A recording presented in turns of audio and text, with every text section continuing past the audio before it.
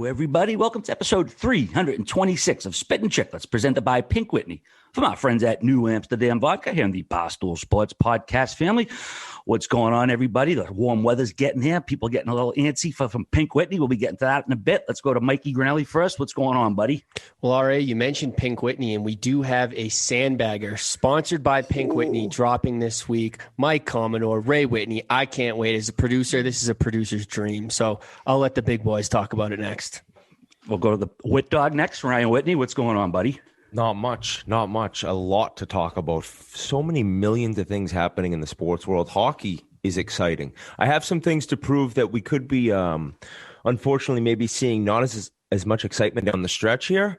But still, for right now, I don't want to be a downer. I'm ready to go and ready to talk about what happened in this league. Looking forward to it. We'll get to it shortly. Last but not least, out in the dirty desert, Paul Biz Nasty Bissonette. Buddy, I saw you Friday night doing the TV thing.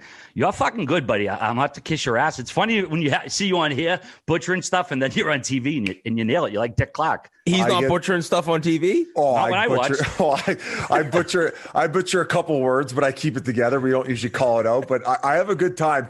When I fumble fuck my words on live, usually Tyson Nash will take a couple jabs on me if we're sharing the segment. But yeah, we got such a fun crew here in the desert between Jody Jackson, Todd Walsh, Tyson Nash, and Matty McConnell. Yeah, it's fun, man. And I'll tell you what, the Coyotes have been playing some good hockey as of late. They've won 3 in a row.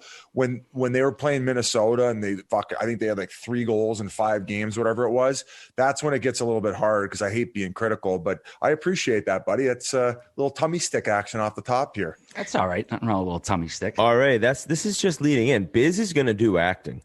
You've heard it here, I think, many times before. Biz will be an actor. And so I think you being good on TV, it's no surprise. It's no surprise to us, the true fans of Biz Nasty. Now, I got to play a little tummy sticks back, All right, I was disappointed that you weren't named one of the sexiest bald men alive in the recent poll. They ended up, guess who got first place, Whit? You'll know it, RA. It's bullshit. Sexiest bald guy alive. I'm going to say either Kelly Slater or Prince William. Oh, Prince William. That's bullshit. He's not a good No way. Dude. Is it Prince William who got it? Is Kelly Slater Kelly Slater the surfer? Yeah. Oh yeah, He's what a Monday. That just made my Monday. I think RA's better looking than Prince Harry. Thank you. I do too. I only said Prince William because it's like they're in the news, right? He's not good looking. He's kind of terrible looking. He looks a little bit like a bird. But Harry's way better looking. He's way better. He looks like his father, who's not a good looking guy. And it's funny. I tweeted, "Get the F out of here!" Like not even trying to make a pun, but out of here, like out of here. Rhymes with hair. I wasn't even trying to make that stupid joke. But I read the criteria. All they did was they looked how many times people called him sexy in blogs and articles. It wasn't like they did a poll, and he happened to be called sexy the most, which is, I don't know how long the articles went back. I know he was a better looking guy when he had a full head of hair, but the idea of him the sexiest bald guy in the world. Well, I'm a little bit more upset at our fan base for not tweeting RA and the word sexy in the same tweets. Come on, RA is the sexiest bald guy from Charlestown, born in 1971, that lived on D Street. That snuck into 4 Stanley Cup finals. Mishmash and little Charlestown Southie action. I know, shit. D the other guys were Jason Statham was an obvious answer. Bruce Willis is a good looking guy. Yeah, he's kind of one of the bald icons. Dwayne The Rock Johnson. You got to have a good shaped head. Yeah. And you got to have a little color on it. And then you got to be tan. So me bald and RA bald, no bueno. Oof, you'd be a tough looking bald guy. No offense, RA. No, none taken at this stage. I'll wear a rug that you could. No, I would never actually wear a rug, but I would be the ugliest bald guy going. You look like the guy from Christmas Vacation. The grandpa. Wasn't it him who had the rug? Who loses his jibs? No, doesn't he have the rug too? Yeah, and then I think it starts a fire possibly. I might be mushing up. All right, answer me this, because they were a little bit more common back then before hair transplants became so easy and actually productive. Who are some of the most infamous rug wearers of all time? Oh. Oh, that's I think everyone was wearing them. I thought. Yeah, back before they did transplants and stuff. Yeah, I mean, basically any principal you had in grade school probably had a fucking, had a rug back then. But I'm trying to think of Marv Albert. Marv Albert's got to be number one.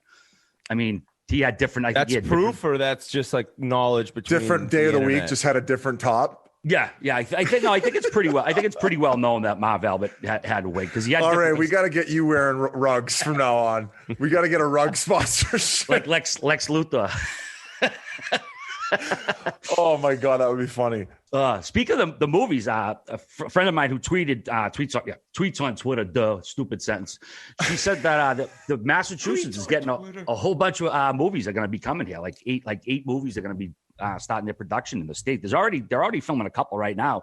So I mean, I'm already on file with a casting agency, so I'll have to keep my eyes peeled to see if any opportunities pop up. Did we ever find out which movie Leo was filming when he was in Boston? Yeah, the one with Jennifer Lawrence that Adam McKay's directing. I forget the name of it off the top of my head. I can pull it up real quick. But yeah, I don't know if they're still filming that here, but they were just filming, what do you call it? Ben Affleck and George Clooney, that book, what's it called? The Tender Bar, about the kid who grew up basically in a bar. It was a book. That's being turned into a movie? Yeah, they're filming it locally. Oh, that's actually my favorite book. J.R. Moringer. Yeah, we get it. You read. I can't even say the author's name of my favorite book. That's why I'm the ugly bald guy. But it's the best book. It's about this kid's life. It's a memoir. It's all an unreal story the way it goes down. So to hear that's being made into a movie, I probably am going to be the guy who says you got to read the book. Yeah. The book was better than the already movie guy. That guy. I don't think it's possible. Now, one other thing I wanted to mention before we get into hockey, because we do have a few. There's one story off the hop, the Tim Peel stuff. That's, I guess, probably the leading candidate out of the gate here. Oh no! A ref getting caught on a hot mic saying he gave a team a fake penalty and then getting fired for it. That's number one news story. You don't say. But before we get there, this ship that got caught in the Suez Canal. Have you guys been reading about this? Costing the global economy with $400 million an hour that it's stuck. An hour.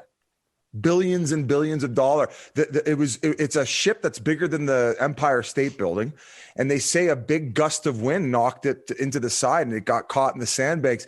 And I mean, with everything going on in the world right now, it's longer than the Empire State Building. Oh, this ship is bigger than the Empire State Building. It's huge. It is huge. This is probably what the most traveled canal as far as like shipping containers. RA. It's probably either that or the Panama Canal. But yeah, the Suez is the main way to get from Europe to Asia without having to go all the way around Africa, which is what they used to have to do before the canal. And because there was a big thing like, oh, these people should just back up and go around Africa. But they said the fuel costs alone are like $500,000, not to mention the 2-3 days you add into your journey. So it was a huge clusterfuck, man. I don't know what the guy did. He's trying to say the wind did it, but how'd they move it?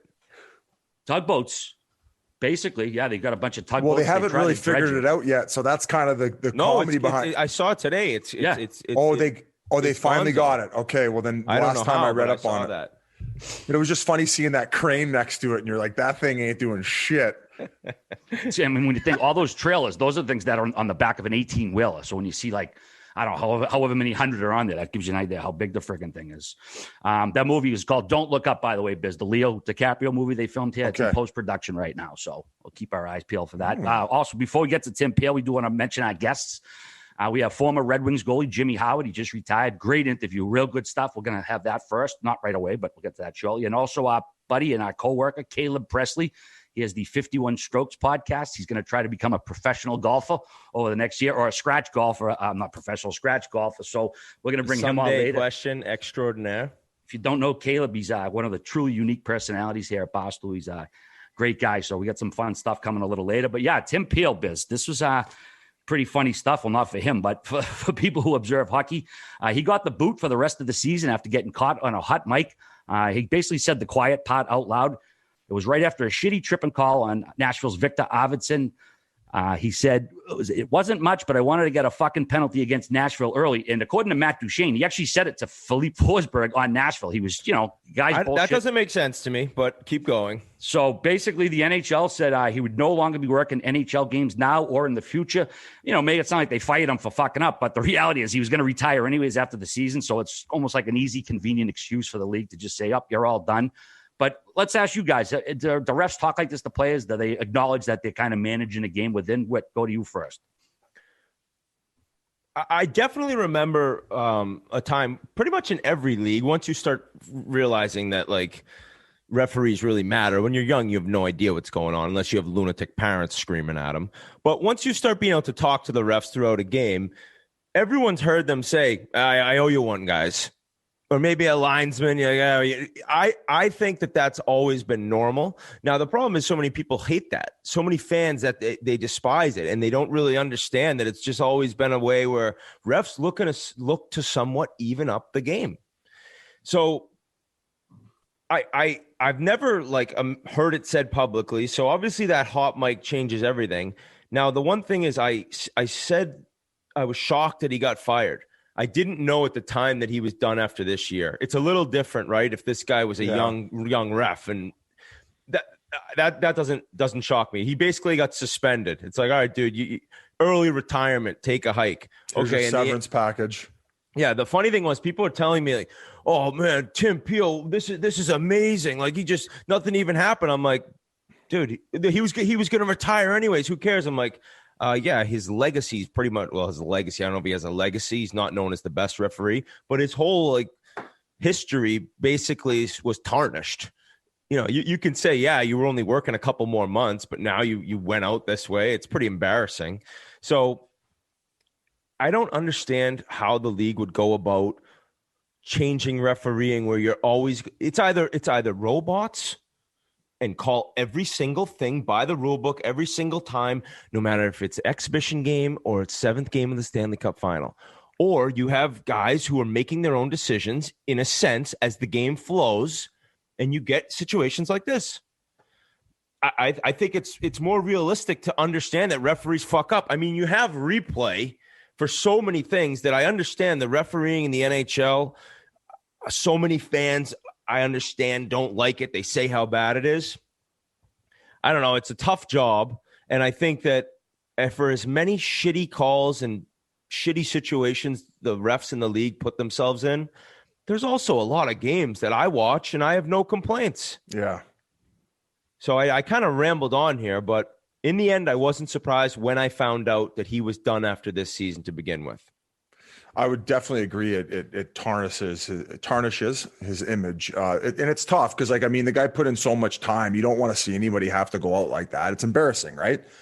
And your name's getting dragged through the mud online. Now it's hard to defend it because you're just like he's essentially admitting to calling a shitty penalty, and that it was almost admitting it was premeditated. So as a fan, you're furious. And I believe Matt Duchene went on a local radio station in Nashville. And I don't think we have to roll the clip, but essentially he's saying is they went from not really being a factor to the fact that they're battling for that fourth spot now. They're tied. They're tied, right? So he's saying, well, what if that ends up costing us a point and we miss playoffs by a point? Jobs are at stake here. Hines was I would say he was on the hot seat at least at one point. Jobs are at stake. So the fact that he got caught in the hot mic, and a lot of people are saying, well, I would have liked to have heard the rest of what he was saying. And I would too. Context does mean a lot, but regardless, what was caught on the hot mic still didn't sound very good. And at the fact that the league is really trying to get involved in gambling, and I think that Gary Bettman's been pretty vocal about that, you probably have to take a very hard stance. And he put the people who are running the league between a rock and a hard place. And given the fact that he is retiring at the end of the season, it was probably easy to say, hey, I think he's probably still going to get his severance and nothing's going to happen to him financially other than the games he's not maybe working here to finish off the year. But it was just also Ryan Callahan had an interesting quote. I think he was talking about it on the NHL Network and he said, and this is, we've been through this hundreds of times. You get 3 power plays in the first, and in between periods in your locker room, you're telling everyone, boys, move your feet, keep your stick down. We know that they're going to be looking to call one. No, we're getting one. We're going to get one.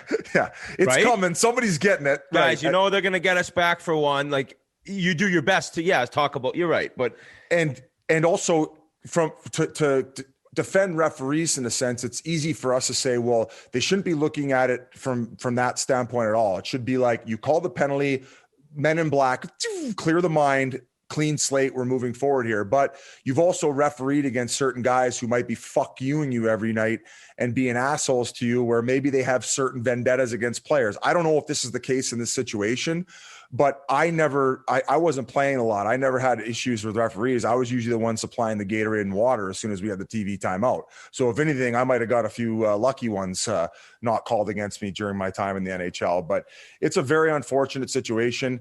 Of course, I would say the amount of social media backlash definitely played a part in all of it, because as soon as it got posted, it just caught fire, and everyone with a check mark had an opinion on it. So I don't know. I would have been okay with them suspending him for 10, 15 games, and also been able to bring him back and give him a proper send off. It just sucks that he's not going to be able to get the send off, for putting 1,500 games in, but. I guess that's the punishment that fits the crime. I couldn't believe he's been doing it since '99. Sorry, go ahead, but no. You go ahead, buddy. What do you think from a fan perspective? I'll say my piece after. We haven't heard your opinion. All right. First off, I think the lesson here is when you're wired with a microphone, you should be careful what you say. First off, but I was very curious, guys, about how did that a ref's hot mic go over the air? Like, you know what I'm saying? Like, that's something we usually hear the ref in the arena. So how did it get on the telecast? That's what I was curious about. They haven't really revealed that yet. But yeah, I think it sucks for Peel, but I don't think he did anything different or wrong. Again, other than talking on a hot mic. Because this does go on. It's been the joke here in Boston Saturday night in Montreal. The Canadians are going to get that first power play all the time. Would have been hilarious if he actually said that instead of what he did say. But yeah, I think the punishment, if you want to call it, is appropriate. You are kind of tarnishing his legacy, such as it is. Like the guy, people when they bring it up now are going to remember. Yeah, he said that at the end of his career. And he didn't get to ref those last. They're not going to remember him getting hit in the nuts and then it going in on Luongo and him giving him the death stare. Yeah, but the league's like that. Nothing. Did it hit him in the nuts? The fact that Luongo gave him the dirty look for catching a puck in the nuts. Crazy. Folks, if you're listening to this, there was a clip that got posted, and we don't mean to pile on Tim Peel right now. Oh, are you kidding me? This is too good. This is like saying don't. He's in the corner, completely out of the play. Somebody dumps it in and ends up hitting him. There was another clip. It might have been a different one, right? Yeah, Bertuzzo ended up getting him in the nuts, I believe. But there was another clip where it ends up hitting him and literally walks the goal line and goes in on Luongo. That's the one. That's the Bertuzzo goal. Okay, so it was the same one. I didn't realize it hit him in the nuts at first, but that was a tough bounce. But it's a funny clip. So that has now overshadowed Tim Peel's career highlight. To answer your question, I have no idea why that hot mic is going on the air. Same fucking issue they dealt with the mics being on the glass, where when Morgan Riley was yelling rag the puck. Oh, yeah. I don't know, maybe it was because there's a mic up top there. But what was the last thing I was going to say? Oh, the one reason that I wanted to hear the rest of what he said and in context was because of the fact that he told it to Philippe Forsberg. Why would he say? I don't know why the fuck he would say it, and I don't know why he would. Not why he would say it, but why would he say Nashville to a guy on Nashville? He'd say you guys. That doesn't like. Do you know what I'm saying? If you skate up to Crosby like I was giving the Penguins one, it's like you're talking to somebody on the Penguins. So you're saying that's being misinformed? Oh no. If Duchesne said it 100%, I believe it. I'm just saying it's like. It's odd to hear him say it that way. That's what's confusing. Like he's that much of a hardo. He's not like I was giving you guys one. He's like yelling your team name at you. Do you understand how weird that is? Tim Peel wanted to give one to Nashville there. Okay. Okay. And I have two things. First, for you to apologize for us talking about that clip. That clip is one of the all-time bloopers I've ever seen. A slap shot off a ref's nuts in the corner. The puck then walks the goal line, goes in on one of the all-time great goaltenders, and then he stares down the ref like it's his fault. And two, I hate to come off because I remember when I was younger playing in the league, and you'd hear and see people say things about you, and then you looked and they never played hockey. And I was ignorant enough to be like, fuck, these guys never even played. In moving on in my second career in this podcasting world we live in, I understand completely how wrong I was, that like a lot of people who never played hockey know a lot about hockey, right? I hate to sound like somebody who's like, you don't know what you're talking about because you didn't play. But the whole refereeing system to me is like, I don't know, you kind of had to play. You kind of had to be a part of games to realize that games are reffed in an even way for both teams for the most part. You look at referees, most guys in the NHL, some more than others, keep the penalties very close, like 1 to 2 to maybe 3 or 4 between each team, right? You're never getting like one team gets 12 power plays and another team gets 3. Yeah, this isn't Russia. So I don't know. Like there's just so much complaining about how bad it is. And I guess I don't consider it that terrible. Yeah, I'd agree with that. I didn't see a ton of players tweet about it. I did see Jason Demers did tweet, though. He said, quote, I always liked Tim Peel. There's a flow in NHL games that refs have to manage that might be tough to notice. They are human and make mistakes and sometimes get caught up in keeping that flow. Might be excessive, which I thought was pretty interesting because usually players don't chime in on like matters of referee discipline. So, but I thought it was an interesting perspective. Yeah, it was a fair quote. And of course, Peel also was the referee who took a picture with Puck Daddy Greg Wyshynski doing shots at a bar after a game a few years ago. I think he was disciplined for that as well. So, oh really? Oh yeah, you don't remember that? Yeah, I saw the picture. Yeah, why he can't drink? The game. Yeah, he got in trouble. No, not because he was drinking. I guess just doing a shot and putting it online. I've had. It was the afternoon before puck drop. Yeah, no, after doing belly button shots off Wyshynski. Yeah, I can't be doing. Man. So, yeah, the league come down to integrity and all that shit. And it's like, it's coming from Colin Campbell, the same guy. You can go back to his emails from 10 years ago, like, when his kid was playing and calling players fakers and shit. So you can kind of roll your eyes when you read that type of stuff. But you got to say that Soupy, shit. Great guy, though. Hey, I think. Oh, yeah.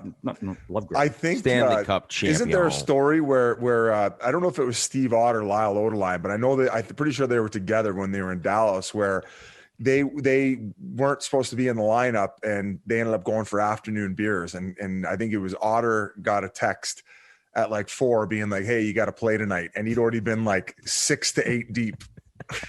Probably played amazing. Yeah, yeah. Anybody buds me, I'm going to piss all over myself. I mentioned the Pink Whitney and nice weather a few minutes ago. The warm weather is here. Playoffs are just around the corner. We got the Kentucky Derby soon, the Frozen Four, the Final Four, not to mention boring-ass baseball is coming back.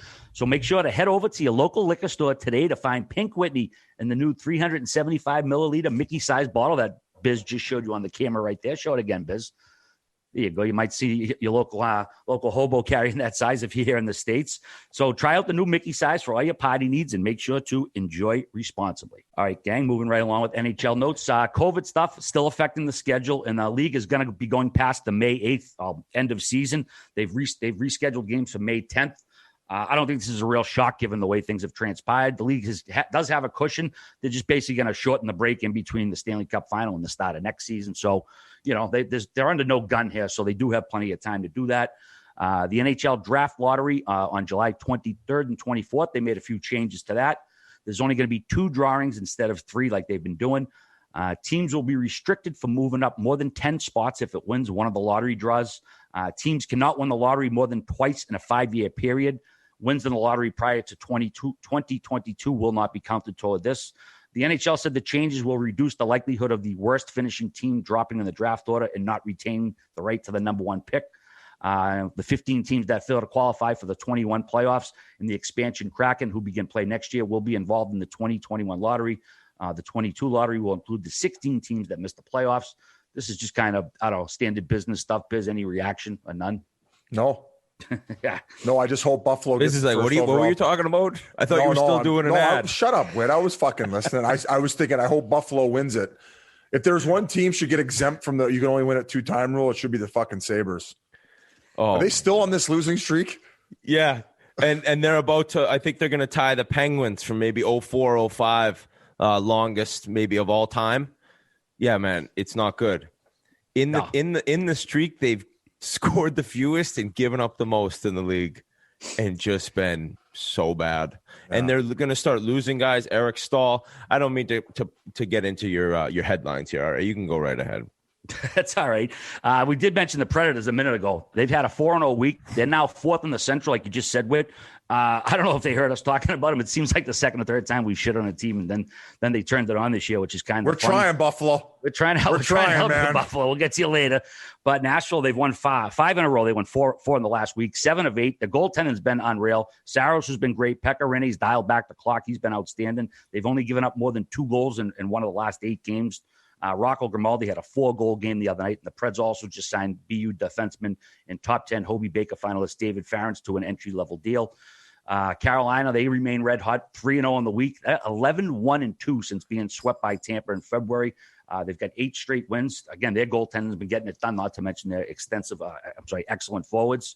Some awful news out of Florida, man. Wait, let me jump back to Carolina. Jump in whenever. Is it Nikas? Is that how I say his last name? I think they say Nakish. I've heard it 4 different ways, but Nakish.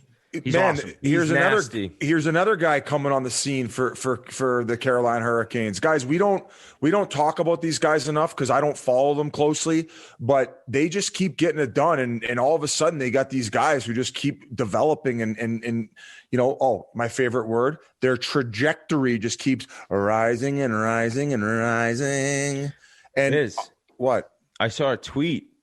I think last year you even chirped this guy because he was scoring, and you were like, hey, start doing something and I'll know how to say your name. And somebody let me know that we owe him an apology, and he's actually not even an apology. He did what you said. Now you're talking about him. You're welcome. Because after he scored. So you changed the trajectory of this guy's career. You're welcome. I should get 10% of his next contract. We'll have Jeff call him. All right, Nashville. David Poyle's always been like the most patient guy in the room, right? Yes. And we were talking maybe in Jupiter or before that about coaches on the hot seat. It was like Dave, John Hines could be gone any day. See you later. I wrote him off. Yeah, and people wrote off the team, and all of a sudden they're getting clicking. I actually thought last night when they won, or Sunday night, excuse me, I wouldn't want to have to deal with them in the first round. Imagine, right? What if Tampa's got Nashville first round and they're buzzing, and like I don't know if it's Saros or I don't know if it's Rinne. Saros has made the difference, right, in these last 4 or 5, but they're not like there was a team with such high expectations that if all of a sudden they sneak in, they're not going to be easy to get out. I completely agree with you, and all of a sudden, like I thought they went from being sellers to where they're probably keeping Ekholm now. They're probably not looking to move anyone. And you just, all right, did you mention they just signed that defenseman who's going to be probably joining their team, or did they say he's going right to the taxi squad? I hadn't heard further on that. They did sign him to an ELC. I don't know if he's going to go to the minors first or nasty. what. Is he really? All right. Well, God. Listen, nasty. Nashville, look out. I mean, they're going to be fight. I think Dallas is going to make a push here, although they haven't been playing very consistent. They're still dealing with some injuries and some guys out of the lineup. But yeah, man, very impressive at what they've been able to do over the last couple of weeks. And because there's so many games in so few days, it's if you go on a hot run, all of a sudden you're in the playoff picture. So we mentioned Carolina, and we got to talk about Florida now. You said the injury, RA. This is. Oh, I was so gutted. This guy was – I talked about Darnell Nurse being probably a top 5 guy for the Norris right now. I would say Ekblad was definitely in discussion up until this point. No? Oh, 100%. Yes. He was playing the best hockey of his career by a mile. He was looking so quick. You watch this guy jump up into the rush, and he's enormous. He's 6'4", maybe even bigger, and he's heavy. And the way he skates and gets back in the play, and like he's very good with the puck in his own end. He's a beast, and he was kind of really starting to look like that number 1 overall pick. He went number 1, correct? Yep. Right. I mean, number 1 overall pick. And all of a sudden you've kind of gotten to the level like I knew I could do this. And I swear to God, when I played, this is the worst thing, like mentally. Definitely something that I could probably talk to someone about, to be honest. But I used to be so petrified of having an injury like that. I would get like anxiety, and I'd have to like really concentrate on not thinking about it. But like, I remember seeing football injuries and hockey injuries, and those ones were the legs and the ankles. I actually was like scared of it. And it was so brutal to have to like deal with that at times. And then when you'd see it happen, like to play in a game, like the guys are standing there, you're seeing your brother, your teammate, like, and his legs mangled. I can't watch them. Yeah, I didn't watch it because I've always like, it's such a weird thing that I'm like so scared of that shit because. And no, not because, but the good thing being that now a lot of times guys are like they're coming back and they're able to. You saw Alex Smith, the QB in Washington, like what he went through, and it does not mean at all it's the end of a career, but you just get so scared because will a guy ever be the same after something like that? You just don't know. It's like heartbreaking in a sense. 100%. As far as like watching the clip, it's one of those ones where as soon as you saw him going down that left knee, you look away and you're like, oh, dude. And then the stretcher comes out, and I didn't keep watching. I couldn't. Somebody said that Jans was like bawling his eyes out on the ice. Did you guys see that? I didn't see that. I didn't even see that because like he's having this unbelievable year. He's finally got his game to where it needs to be, and in a split second, he's got to be out for the year. No, like this looks like they said for an extensive time he's going to be. No, listen, like that's you said it best. Like Jan's getting emotional, or his teammates. It's because it's just like it's like life. It's like this split second, boom, it's all different. And forget the least important thing, but we're going to discuss it nonetheless. Is like. The Panthers are an awesome team, dude. Yeah. This year they were having was so fun, and he was leading them on the back end, just doing it all. And now we're thinking of him and his health and like his family, right? And all that thing. But fuck, that sucks for the Panthers.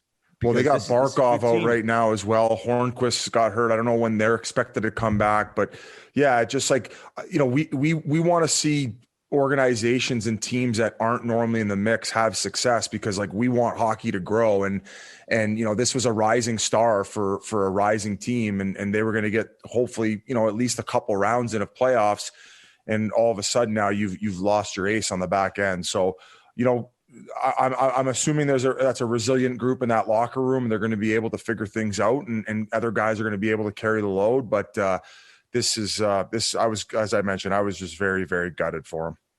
Yeah, and it was a pretty innocent play too. Essel and Dell, kind of a routine thing. He just had an awful landing, and it's an ugly play when TMZ is using it to exploit for fucking website hits too. So I just googled it. I was like, TMZ using it because it is. It's one of those sort of Joe Theismann type looking injuries. Also, Alexander Bakoff, he's hurt with a lower body injury. He's more day to day. He shouldn't be missing too much more time. I think he's missed 2 or 3 games. I think they said his calf. But it's not all bad news out of Florida. Buddy, Keith Yandel, 900 straight games he's played, just the 3rd guy to ever do it. I mean, I know we've been singing his praises often, but we just want to acknowledge that because it's a hell of an accomplishment. Sorry, all right, not to interrupt, but Biz, your boy Phil the Thrill Kessel out in Arizona, I think he's at like 870 straight. Yeah, he's been buzzing as far as games played consecutively. Oh my God, I didn't understand. He was right behind him. So he just played in his 1100th the other night, and in the following game he ended up getting a hat trick. He's having a great year. I think he's got 14 tucks on the season. So nice to see him bringing the desert a little bit luck. And the boys, as I said, they're making a bit of a run. We'll wait to get to them till the West though.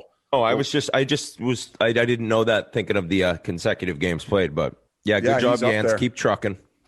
Yeah, man, the Central's becoming quite the race. Like we just said, Nashville, Chicago tied for that 4th spot. Columbus had a shitty week. They went, I think, 0-3-1 last week, but they're still just 3 points back. And Dallas, Biz, you mentioned them, 31 points, but they get 4 games in hand on most of these teams. So, I mean, this could be 7 teams vying for 4 spots, man. We're going to get some unreal races going down to the wire. Yep. And one of those teams.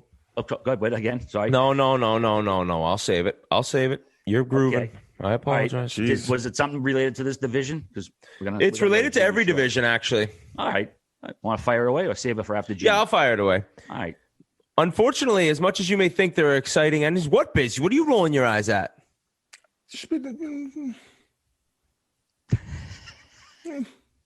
What? Yeah. What?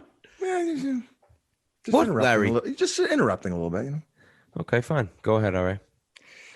The Detroit Red Wings, obviously, they don't have the best roster going, but they have had quite a pulse lately, man. They've been playing with a little fire. They actually swept Columbus over the week. So keeping with that Red Wings thing, we're going to bring on Jimmy Howard shortly. But first, you've heard us talk about Whoop. It truly is our favorite fitness wearable. It's the fitness tracker that provides 24/7 personalized sleep, training, and recovery insights to help you unlock your potential. Each day, it measures how well you slept, how recovered you are, and how much stress you put in your body from both your workouts and going about your everyday life. Whoop is worn by some of your favorite athletes in the NHL and on the PGA Tour, but it's not meant for just professional athletes. Whoop can help anyone improve their performance by providing personalized, actionable data to help you make smarter decisions. The Chiclets boys have all been wearing Whoop for a while now, and we've turned it into a little competition between our sleep and recovery. Once you're on Whoop, you can create a team with your buddies as well. Make sure you chirp whoever's sitting around and falling behind. Whoop has helped me get smarter about the way I train and sleep and has made me much more aware about my body's sleep and recovery. This thing is great. Tells you how much more you need or don't need. And now Whoop is offering 15% off when you use the code Chiclets at checkout. So go to whoop.com. That's WHOOP.com to join now. Sleep better, recover faster, and train smarter this year and beyond with Whoop. All right, now we're going to send it over to recent Detroit Red Wing goaltender, Jimmy Howard. I wonder what you're going to say now, Whit. What do you mean? I know. I was going to jump in and say, just fucking say it. I'm dying. Say what? I'm dying to know what you were going to say. What you were going to say. Nobody's getting at it now. That is fucking done. I knew that was going to happen. I'm fucking done. The king of interruptions. The fucking Howard Stern of interrupting people. He's telling me that I'm interrupting. No, we should just keep this rolling right out of the interview. What right a fucking moment. The moment in time I will never forget. Hey, listen, I'm an interrupter. I just been noticing you've been reaching my level lately, so I just figured I'd chime in. This would be like O.J. Simpson. O.J. Simpson. What can I compare this to? Because I don't want to use a murderer. I don't think you have one. Use a murderer. I don't think you have one. Alleged. Just like I don't think you had a great topic to interrupt with. You don't think that I have one? This would be like O.J. Simpson accusing some guy of killing his wife and getting away with it. Is you telling me that I'm interrupting too much? Okay. I think some of the fans are definitely going to agree with you, and I think listen. No, I do notice it's an issue, but coming from you, if Grinelli says it, you're right, Mikey. If RA says it, you're right, RA. If you say it, fuck right off. This is staying in. What do you mean it's staying in? Of course it's staying in. So we haven't even thrown it over to Jimmy Howard yet? Well, that's correct, Biz. And without further ado, here's Jimmy Howard. Well, it's time to bring on our next guest. This goalie from the state of New York recently retired after playing his entire 14-season career for the Detroit Red Wings. He started over 500 games for the original six franchise while making 3 All-Star teams and the All-Rookie team in 2010, when he also finished second in Calder Trophy voting. Thanks so much for joining us on the Spittin Chiclets podcast, Jimmy Howard. How's it going, my friend? Hey, guys. Thanks for having me. Absolutely. Our pleasure. How's our retired life treating you so far? Christ, it's busier now with 4 kids than it was when I was playing. Yeah, you're just regular stay-at-home dad now, just coaching the kids, getting them ready for school, picking them up. Yeah, absolutely. I mean, you texted me yesterday, and I was running the gauntlet with my daughter with gymnastics and then swim class. So are you into coaching, though, and stuff? Like, you must enjoy that for your son? Yeah, I actually coach both my boys' teams. I'm the head coach for my oldest son, James' team, and one of the assistants for Henry's team. So they both play in the Oakland Junior Grizzlies programs out here. Did you take a lot you learned after playing for Babs and kind of move it towards the youth teams? Yeah, exactly. One person that I took it from. Yep. Well, Howie, it's you're a year younger than me, so we played in some international stuff together. We've known each other a long time, golf trip buddies, and I'm glad you finally came on. And I want to get into your entire career, and really from the beginning, it's like I'm always curious how goalies get into playing that position. Some guys, I don't think they really want to do it. They get thrown in, they love it. Were you somebody who really wanted to be a goalie from the time you were young? right from the start, right from first year squirt, we didn't have a goalie. And I was a rink rat. My dad was the high school coach for our hometown. So I was always in the dressing room, and I was always having the guys shoot tape balls or tennis balls at me. And I was grabbing, the guy's stuff, the goalie equipment, and putting it on. It was just something about the painted masks and, having colored equipment that just set it apart. And, that's what really drew me to it. That's one thing that Larkin, I was grilling him about some info on you. He said you're pretty into the style and the fashion. He said you're a bit of a brand whore, though. So maybe that's where it all stemmed from, with all the design on the mask and stuff. Oh, 100%. You got to have the Louis Vuitton sneakers, the Gucci's. Oh, yeah. Or even rock them on the bench in front of my all the parents. So. Yeah, exactly. Hey, guys, I made a lot of money playing this sport. I like to wear my stuff fresh. So would you have a lot of say in how your mask was painted, and who was the guy you would always turn to, especially when you turned pro, in order to design it? Well, Ray Bishop did all my designs. He's based out of Michigan here. He's been painting a lot of the Detroit Red Wing guys' masks for a while. So I just, I stuck with him. But when it came to designing masks, I'm not that creative. So I would give him a couple of ideas of what I was looking for, and then I just let him run with it. And he'd send me sketches, and I'd be like, yep, that's cool. Let's go with it. How old were you when you get your first mask made? Were you a pro yet? No. My first mask I got painted was when I was at the U.S. program. Oh, really? So 17 years old. They probably didn't as soon as when you're not on the hook for paying for it, eh? Yeah, as soon as my parents weren't on the hook. Because it's not cheap to get one of those painted. It's at least $1,000, isn't it? Oh, it's more than that. I think it's at least $2,500, $3,000. Oh my goodness! Wow. Yeah. Were you one of the best, right from the get-go, kind of like the kid who was always the star goalie wherever you did play in the tournaments you traveled to, or were you kind of a late bloomer? Oh, definitely not a star right up the bat. That was a lot of hard work. A lot of my dad driving me around, up to Ottawa to a goalie guy once a week. So it was really a lot of hard work. Yeah, he would drive me up to Ottawa to see this goalie coach by the name of Barry Madigan, and I'd be out in the back rink it was only a 3/4 size ice surface, but there'd be 3 goalies out there and some shooters, and he'd be running the drills, and so a lot of hard work, in the back of the metal rink in southeast Ottawa. So when you think about growing up, I think just shooting pucks or passing pucks, for goalies it's so different, because when you're home alone, what can you do? You know what I mean? You can go to goalie clinic camps, but you can't just go down in the basement and just fire puck over and over. Would you just do different type drills by yourself growing up, just to always try to be improving? Well, I do that once a week with Barry Madigan up in Ottawa, but then once a week with my dad, Wednesday mornings, we go on the ice at 6 a.m., 6 to 7 before school. And then I go to school. Since he was a teacher, we just drive over to school after, the skating in the morning. So my dad, really dedicated himself, when I was younger to, do what he could to, at least so I could have options when I got older. At what point did you start noticing the improvement to where you're like, wow, I could take this somewhere, even getting a full ride scholarship? And I'm not sure what the goal was maybe at that time, but, when did you start noticing that difference? When I was 14 years old, Biz, I was able to make a junior B team in Canada. So jumped over the border when I was, 14 and started playing juniors. And that's when, doors started to open for me. Jim, when did the NTDB first come on your radar, or I guess when you first came on their radar? That's a great question. It didn't come on my radar until the day I was signing with the Peterborough Petes. Oh, I didn't know that. Wow. You were ready to go to the O. I was going to the O. Wow. Yeah. What happened there? Mike Eves called. No shit. Yeah. The day I was signing with Peterborough.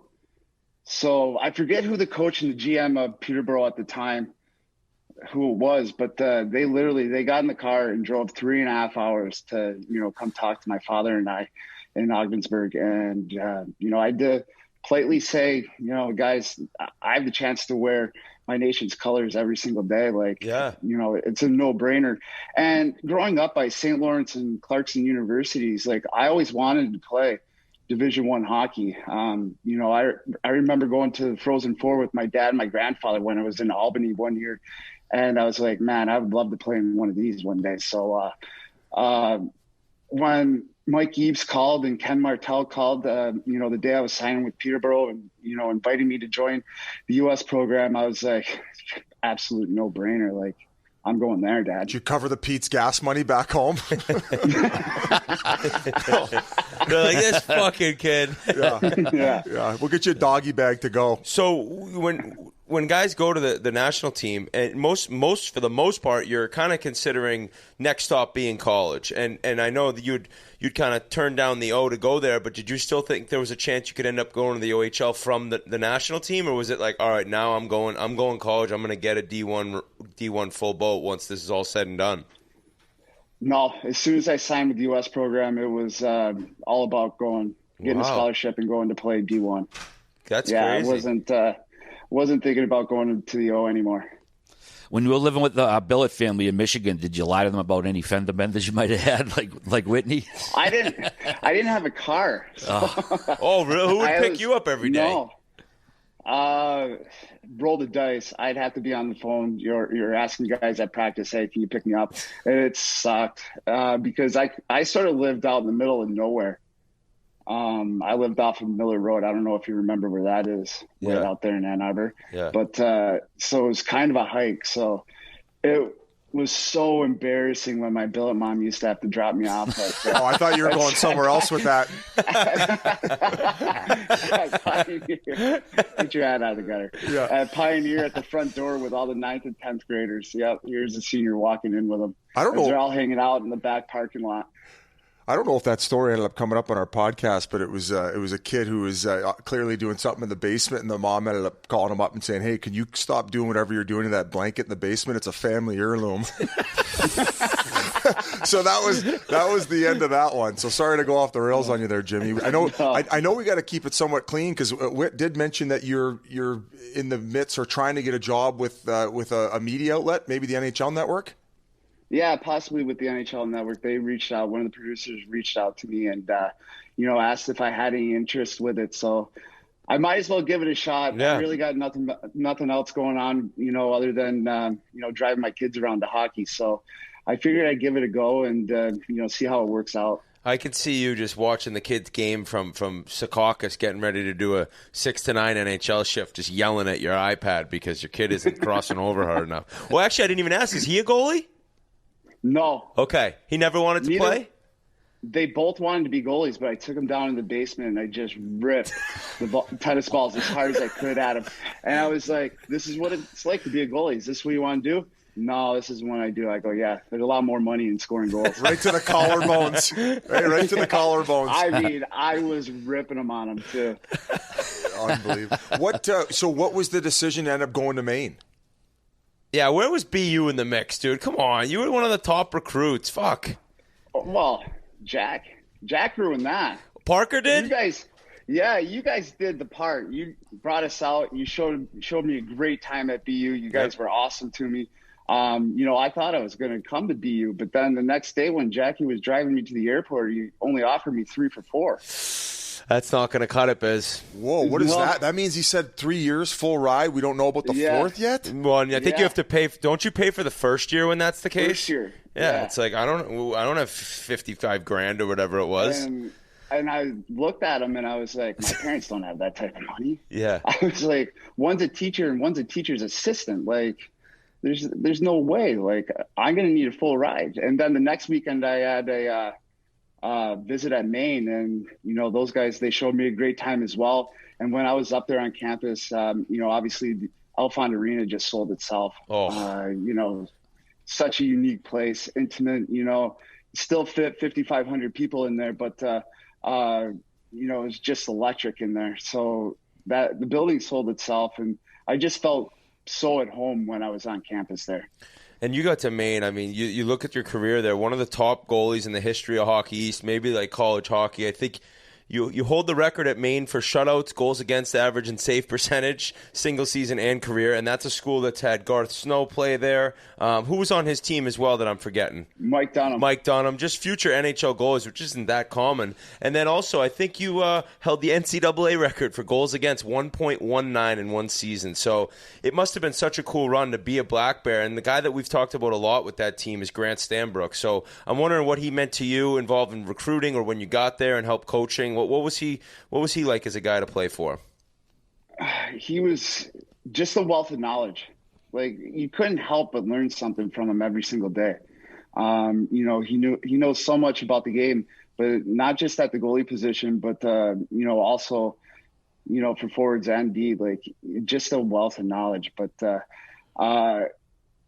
he was the one that just brought it all together for me. Really? I had, some great goalie coaches, along the way, but, being able to work with Grant, I mean, he's worked with, Mike Richter, Garth Snow, Mike Dunham, Alfie Michaud, like myself, Ben Bishop, Scotty Darling. So he's worked with, a ton of NHL goalies. So like he knew his stuff, and he just sort of brought my game all together for me when I was at, University of Maine. Is that the reason you had such an outstanding year? I mean, it just jumps out at you when you're looking at it. 1.19, 956. Was that the main reason you were so good that year, or were there other factors? That just something all came together that year. It was one of those games, every single game, I felt like I was going to go out there and pitch a shutout. It was, I just was so dialed in. Even, after, blowing my MCL out, a week before the World Junior Tournament that year, I came back, and even being off for 5 or 6 weeks, I was like stepping right back out on the ice. I was like, I can, just throw up a donut here. So it was one of those years where I just felt like I was just, dialed in. Was it your sophomore year? Did you guys lose national title game to? And it was in Boston, Biz, and I think Denver beat you guys. That your team was loaded. We were so good. We had Penner up front. That was the only year he played for us. Yeah, he signed right after that year. And Preston Ryan on D, that lunatic. Yeah, he was nuts. But that was a crazy game. I remember we had one called back like early. Like we went up 1-0 and they reviewed it with a toe in the crease, and the guy had nothing to do with the play. Yeah. And of course next year they changed the rule. But so they ended up getting one late, in the first period, and then it was such a crazy finish. Like, we had a 6-on-3 and we hit 3 posts, 2 posts and a crossbar. Yes. Oh my God. You still 6-on-3 to finish the game, and 2 posts. Shooting gallery. I remember that. Oh, it was just, the guys were just letting bombs go just from all over the ice. And you just lost that game 1-0. Do you still have nightmares about that goal?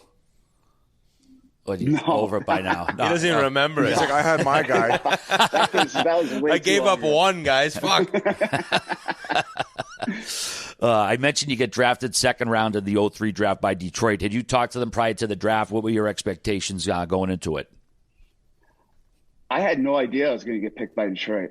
Like, literally, I met with them the day before. My meeting with Kenny, Jim Nill, and all the scouts was 20 minutes.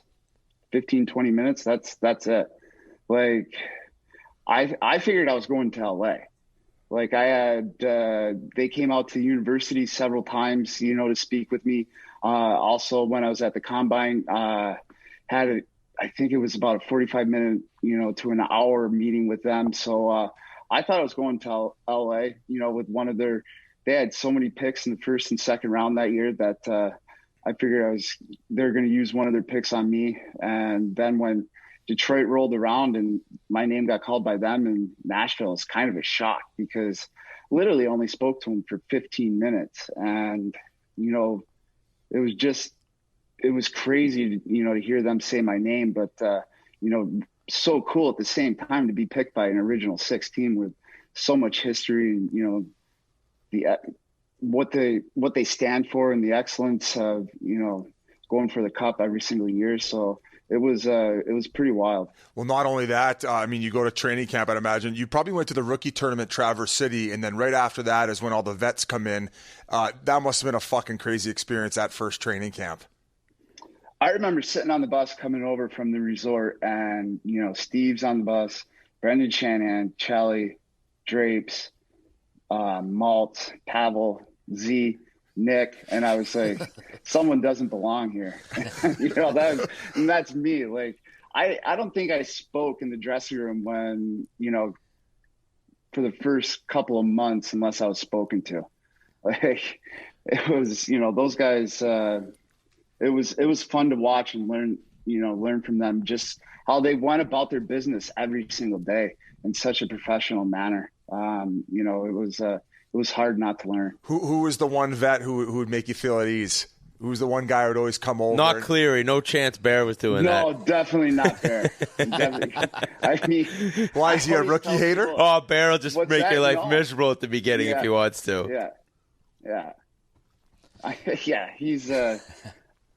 He's one of those guys, like, people think he's just a complete dick, but he's really not. No, he's the best. But he'll torture you if he's in the mood. Yeah. Like, and he's just doing it to, get a rise out of you, to see, what buttons he can push.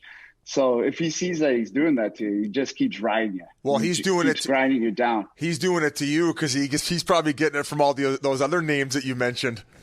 Bear was giving it to everyone. Oh, Steve used to ride him that one year. That was funny to watch. And that's the one guy that Bear won't chirp back. Yeah, so nobody could say anything to him. No. So actually, Ozzy and Matthew Schneider were, sort of took me under my wing. Ozzy, was my mentor. Yeah. When I came into the league, he was there, and Schneid was also real good to me.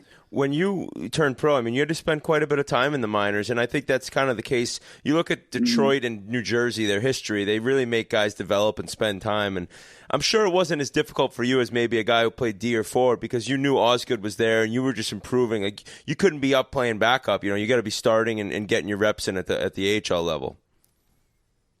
Well, I also think it's different because, at the goalie position, there's not too many, Carey Price and Carter Harts out there. Yeah. That are going to step right in and, at 18, 19 years old and, make an impact like, they did. So, for me, it was important, especially coming off, if you make it to the national championship game, you're playing in 40 games to learn the schedule, playing 80 games. So, I remember, like the first 2 seasons, February rolled around and I was like, I'm done. Like, I'm ready to go. I'm ready to go on summer break. Like, let's get out of here. So, it took me a couple of years to get used to the schedule. And, once I got used to the schedule, it was just about, getting all the parts and pieces together to make the next jump to the NHL. Well, I was going to ask about that. As a goaltender, like, mentally, how do you have to approach that where if you're a starter, you're going to be getting the nets most nights and it's such a long season? Like, how do you stay in it? How did you end up figuring out a way to prepare for that situation?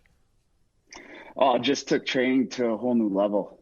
Did a lot more cardio throughout the summer, but also, when in season, still getting on the bike and trying to keep that cardio up as far as possible, basically. I felt like the more, I rode the bike, just the more it helped, come February, March, and April. Jimmy, your first year pro, Grand Rapids of the AHL, I noticed you had 17 penalty minutes, so you must have had a scrap as a rookie pro, no? I did. Ooh, yeah, unfortunately. Didn't even want to fight. No. Michael Leighton. Yeah. What, he just called you out or something? He skated the whole length of the ice. You're like, no, turn around, no. dude. I was like, no, like a scrum just happened to break out on the boards, and all of a sudden he just took off everything and just started skating the full length of the ice. I was like, oh, come on. And we were in Rochester, New York, so all my family's finally, being able to watch me play. And my cousin, he was a goalie in Central New York, and it was his first game to watch me, play pro. No. And he's there. And 3 minutes into the game, I'm sitting with my family up in the stands. It was that earlier in the game he came down to do it? It was that early in the game. It was so early in the first period. Like, my goalie coach, Jim Bedard, was, in the crowd there, came in to watch, and my family was there, my cousins first. And, 3 minutes into the game, I'm sitting with them. So I don't remember AHL rules back then. You'd get tossed out of a game for fighting as a goalie back then? I think still you do, don't you? To be honest, I really don't know the rules. I don't know the rules, but I think it was because it was another fight that started. So yeah, maybe second fight. How'd you do? Yeah, second. I called it a draw. Hey, Howie, I'm curious because you played on the World Junior team in Halifax last year, and then absolutely lit up. Yeah, but then the next year, they didn't bring you back, or were you hurt, or was that the decision of the team? I got hurt. Oh, that sucks. They ended up winning it too. Yeah, a week before the tournament, I stepped on a puck in warm-ups, and my knee went out. Oh, that's brutal. I didn't know what the case was there. That's a so bummer. That's when you had that 5-6 weeks off, and then you came back and went on that crazy run. Yeah. So you were probably just so furious that you'd missed World Juniors in the year that they ended up winning it that you probably just dialed it in. I was so happy, for the guys, watching it to win it over there, but also so sad at the same time that I missed out on it. Yeah, like I know. it was gut wrenching because I was so psyched to go. I felt like I had so much to prove, like especially after, what happened in Halifax. I mean, that first game against Russia. Well, Ovechkin scored a hat trick in about 10 minutes. He was like 16 at the time, Biz, and we were like, who is this guy? Yeah, by 16 you mean 27. I mean, his hat trick, his third goal was a one-timer out of the air, and that's when Lou Verrill, pulled us. Yep, that's when Lou Verrill lost it. How about his it. speeches? Oh, my God. This guy was classic. What do you mean? He used to call me Eli, too. He still writes me emails once in a while. Eli, we got to get him on. He's a USA hockey legend. But I don't really remember the speeches as much as I just remember the tone of his voice. How about, he used to just talk about the 1980 Olympic team, like before every game. Yeah. Just a bunch of college kids and start talking about the Russians, how they had Makarov. It's like, we're not even playing the Russians tonight. Why do you keep talking about these guys? We're playing Finland, Lou. Yeah, Lou, we're playing Finland. Oh, shit. Talking about the 1980s. Who was your idol growing up as a goalie? Mike Richter. No doubt. American-born. No doubt. Yeah. Well, I was a huge Rangers fan. My room growing up was just loaded with Rangers stuff. What made you pick them instead of, like, you grew up closer to Buffalo, right? Buffalo from Ogdensburg is about 5.5 hours. Oh, you're in the middle of nowhere, New York. Dude, open up my front door, look to the right, and there's Canada. Okay. Yeah, right across the river you grew up, right? Yeah. Yeah, so it was, so I'm up there.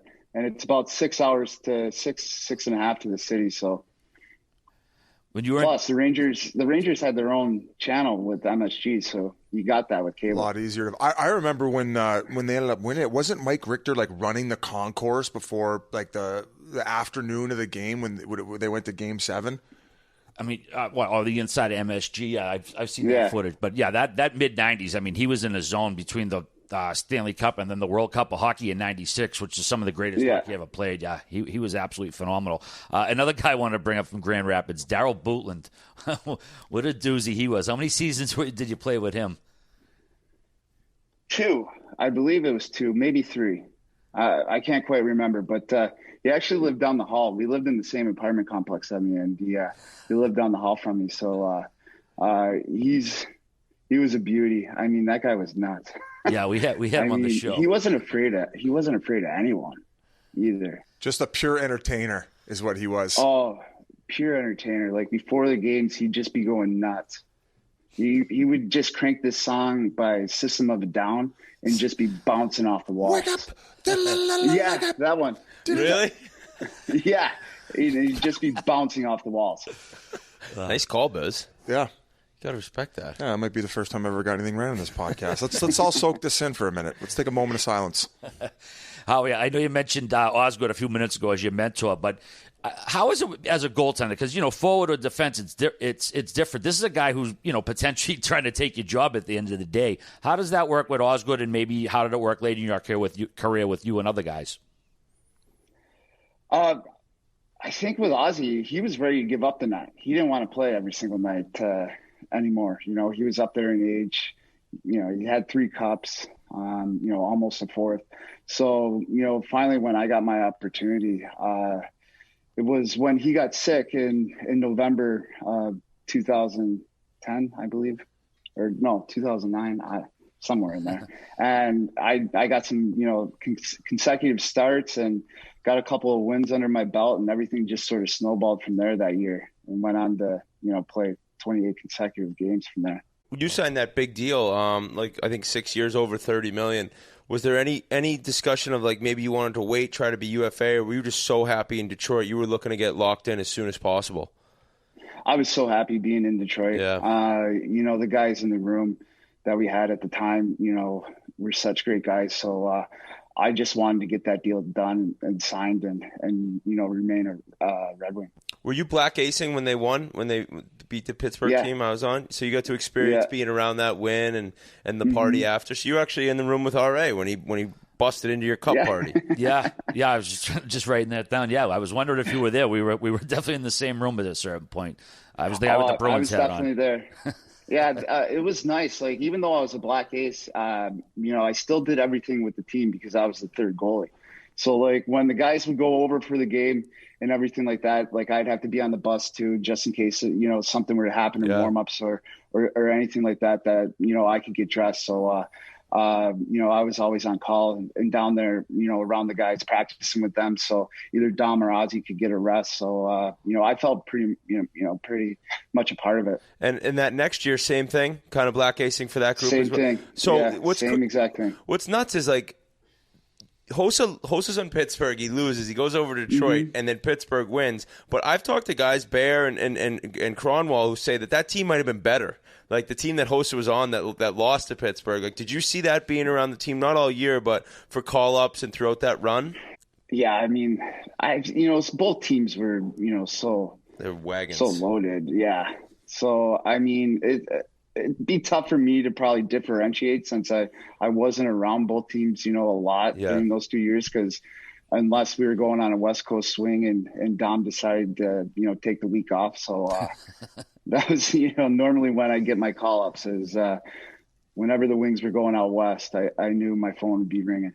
Did Hasek work with you at all? I know you weren't with him too long, but, legendary Hall of Fame, his own quirky style. What kind of things did you pick up from him, if anything? Just work ethic. I mean, nobody can play like Dom.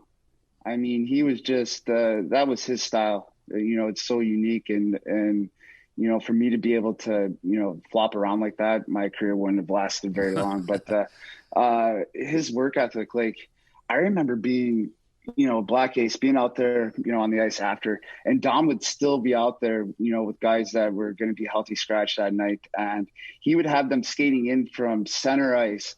The puck would be sitting still in between the hash marks, full clappers, from the hash marks, and he's trying to stop them.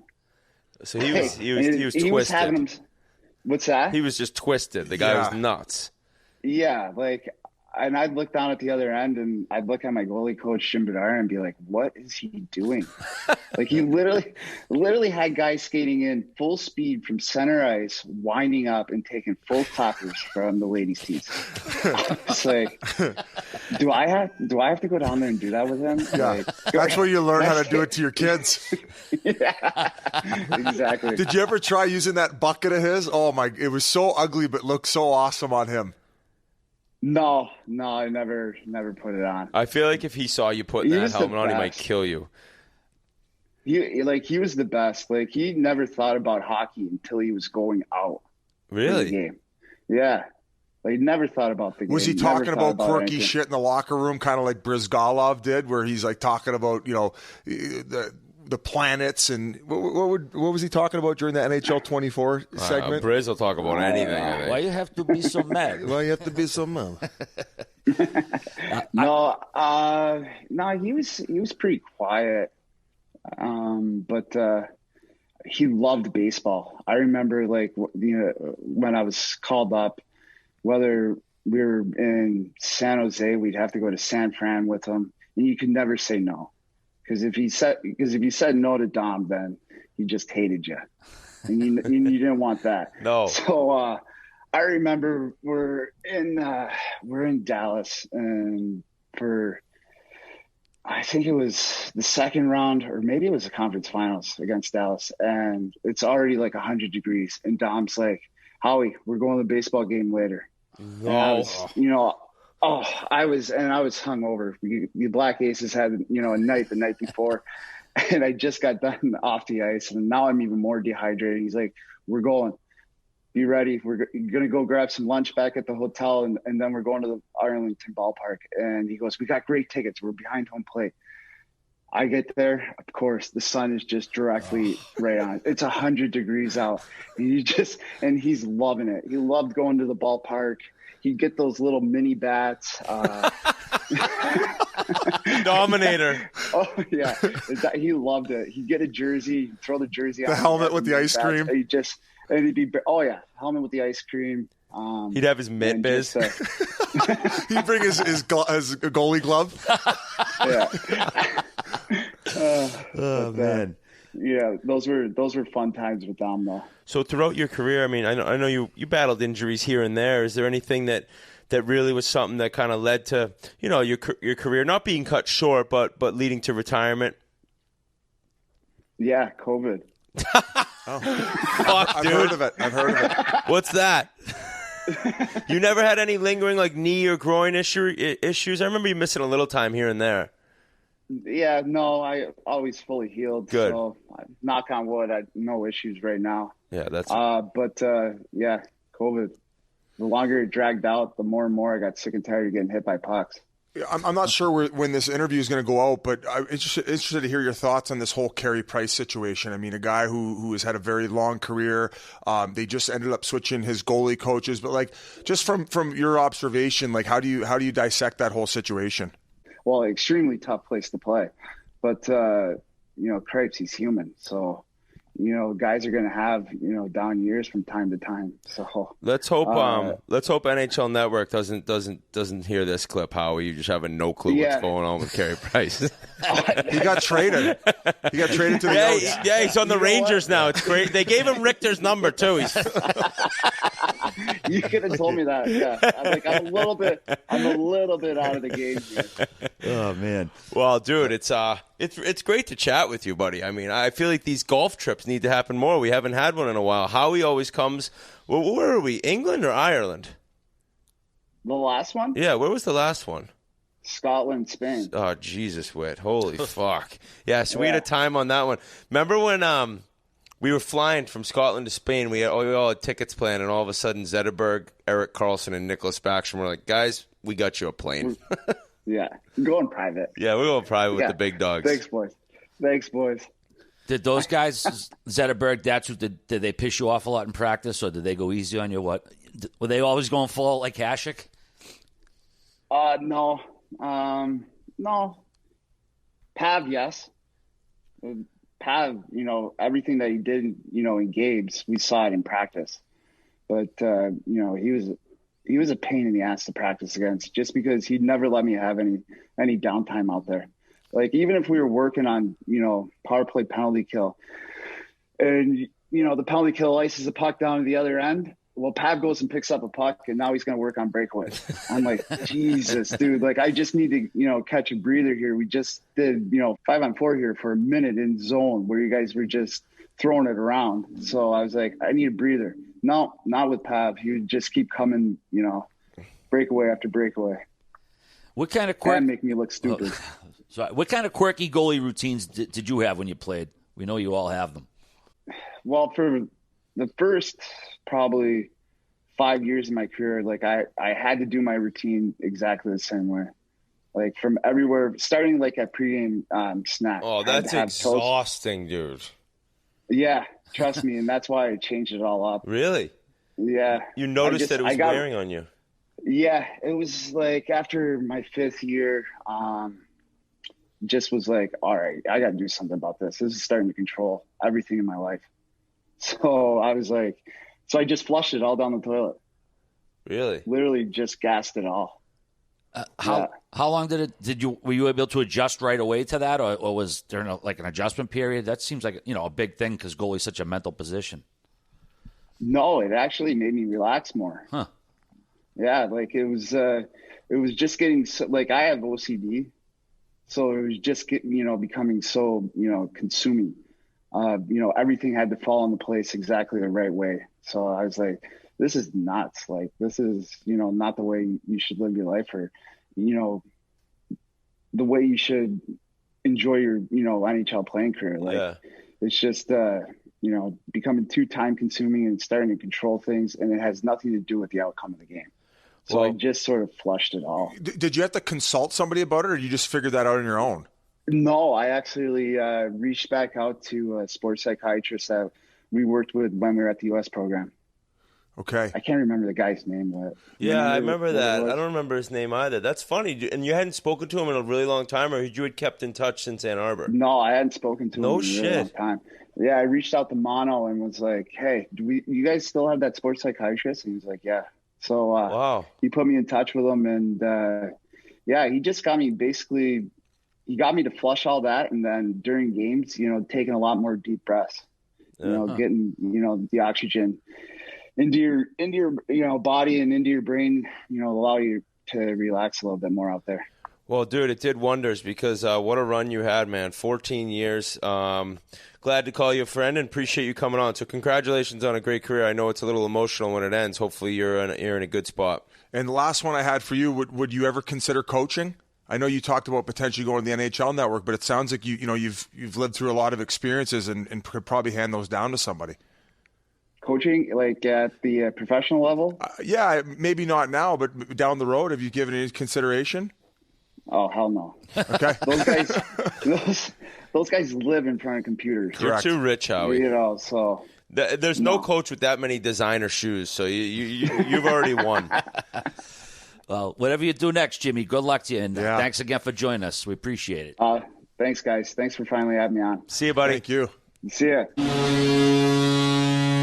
Huge thanks to Jimmy Howard for joining us when we were down Jupiter. That was a great interview. Had a lot of laughs, and I could listen to Dominic Hasek stories all day. Absolute character. All right, guys, if you're looking to get your hair cut, we got a good place for you. SportClips stylists are experts in men and boys' haircuts with specialized training and techniques. Cutting guys' hair can be harder than women's hair. When you go to SportClips versus a place that cuts women's hair, you're getting stylists who are specifically trained to cut guys' hair. SportClips are experts in understanding facial shape and hair texture and cutting to a guy's best advantage. SportClips' signature service is the MVP haircut experience. It's so much more than a haircut. The legendary hot steam towel on your face, massaging shampoo that makes you melt into your seat. It's the ultimate in relaxation. With 1,800 locations nationwide, a SportClips is closer than you think. And your experience is even better with on-deck text alerts, which means less wait time, more prime time. You get a 15-minute heads up when it's time to head in, and another text when you are next in line. SportClips gives you more ways to save time so you can enjoy your prime time. Text message opt-in is required. Message and data fees may apply.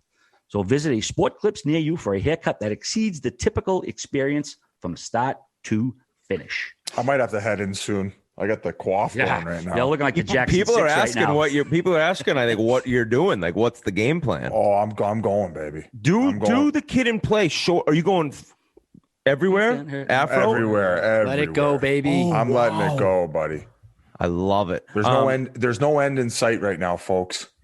Hey, thinking of Dominic Hasek at a Texas Rangers Seattle Mariners game in 109-degree temperature. Probably wearing a turtleneck too. Eating his stupid ice cream out of the helmet. We were talking about that after the interview too. The ice cream melts before the person hands it to you from behind the counter where you pay.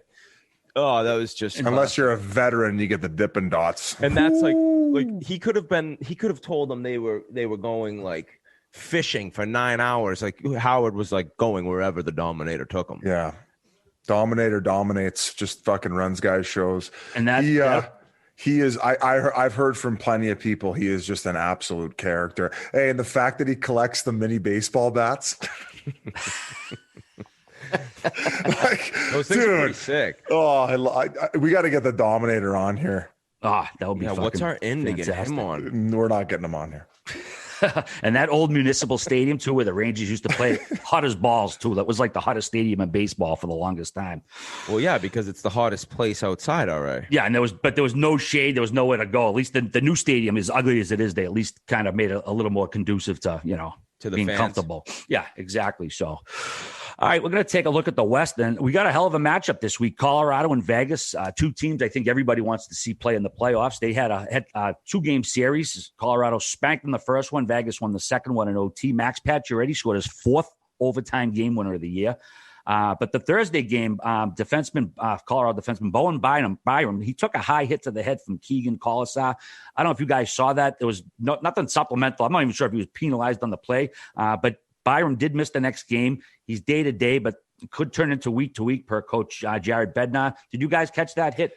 Yeah, I mean, I thought he left his feet. It looked like he left his feet. I was surprised there was nothing afterward. Like, I mean, just given with the way everything's going, it sucks that Bo Byram kid's out. He's fucking awesome. So last week we recorded Monday afternoon. We had a back-to-back against Colorado. Boys, they are fucking built to win.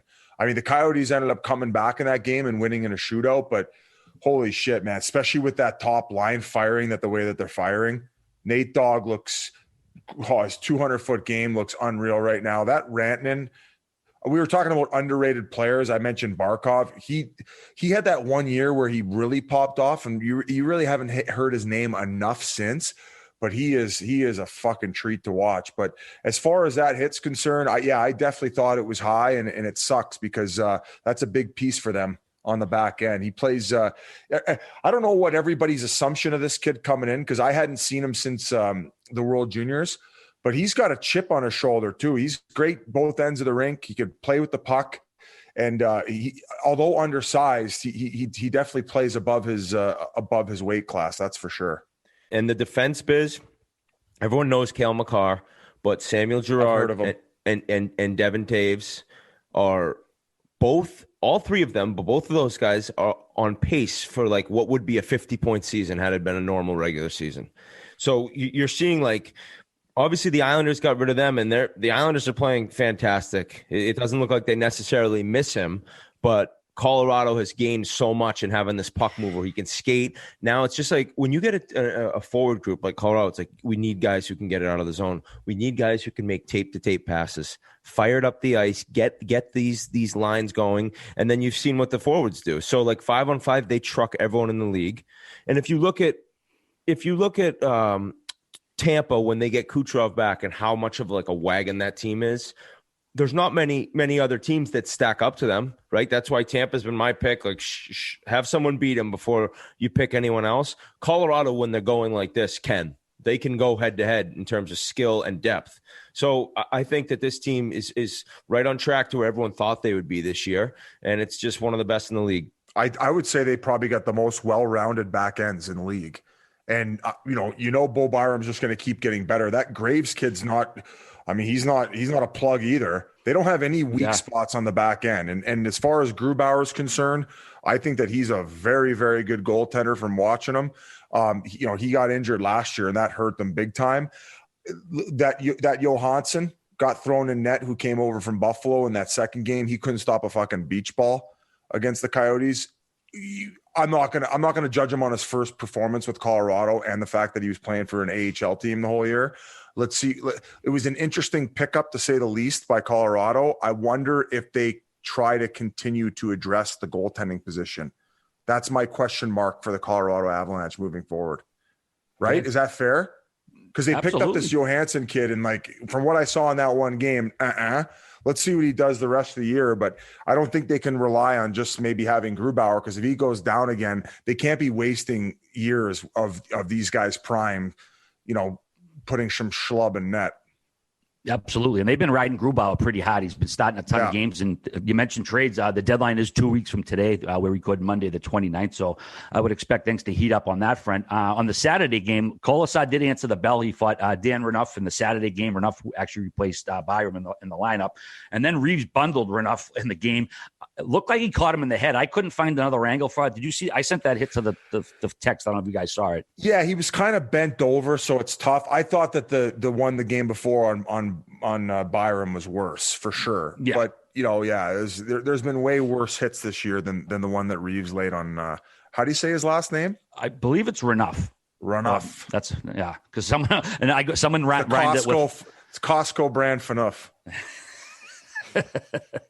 Well, Biz, your Coyotes, you've been talking about them. They had a good week, 3-1 over the week. They're just a point out of fourth place right now in the thick of it. We mentioned Kessel. He scored in his 1100th game, had a hat trick the next game. He also played in his 879th straight game that was the number. He also 385 goals, placed him 11th among U.S.-born NHL guys. I mean, Kessel, it's a guy that people goofed on and his fitness, and he never wanted to practice and all this shit.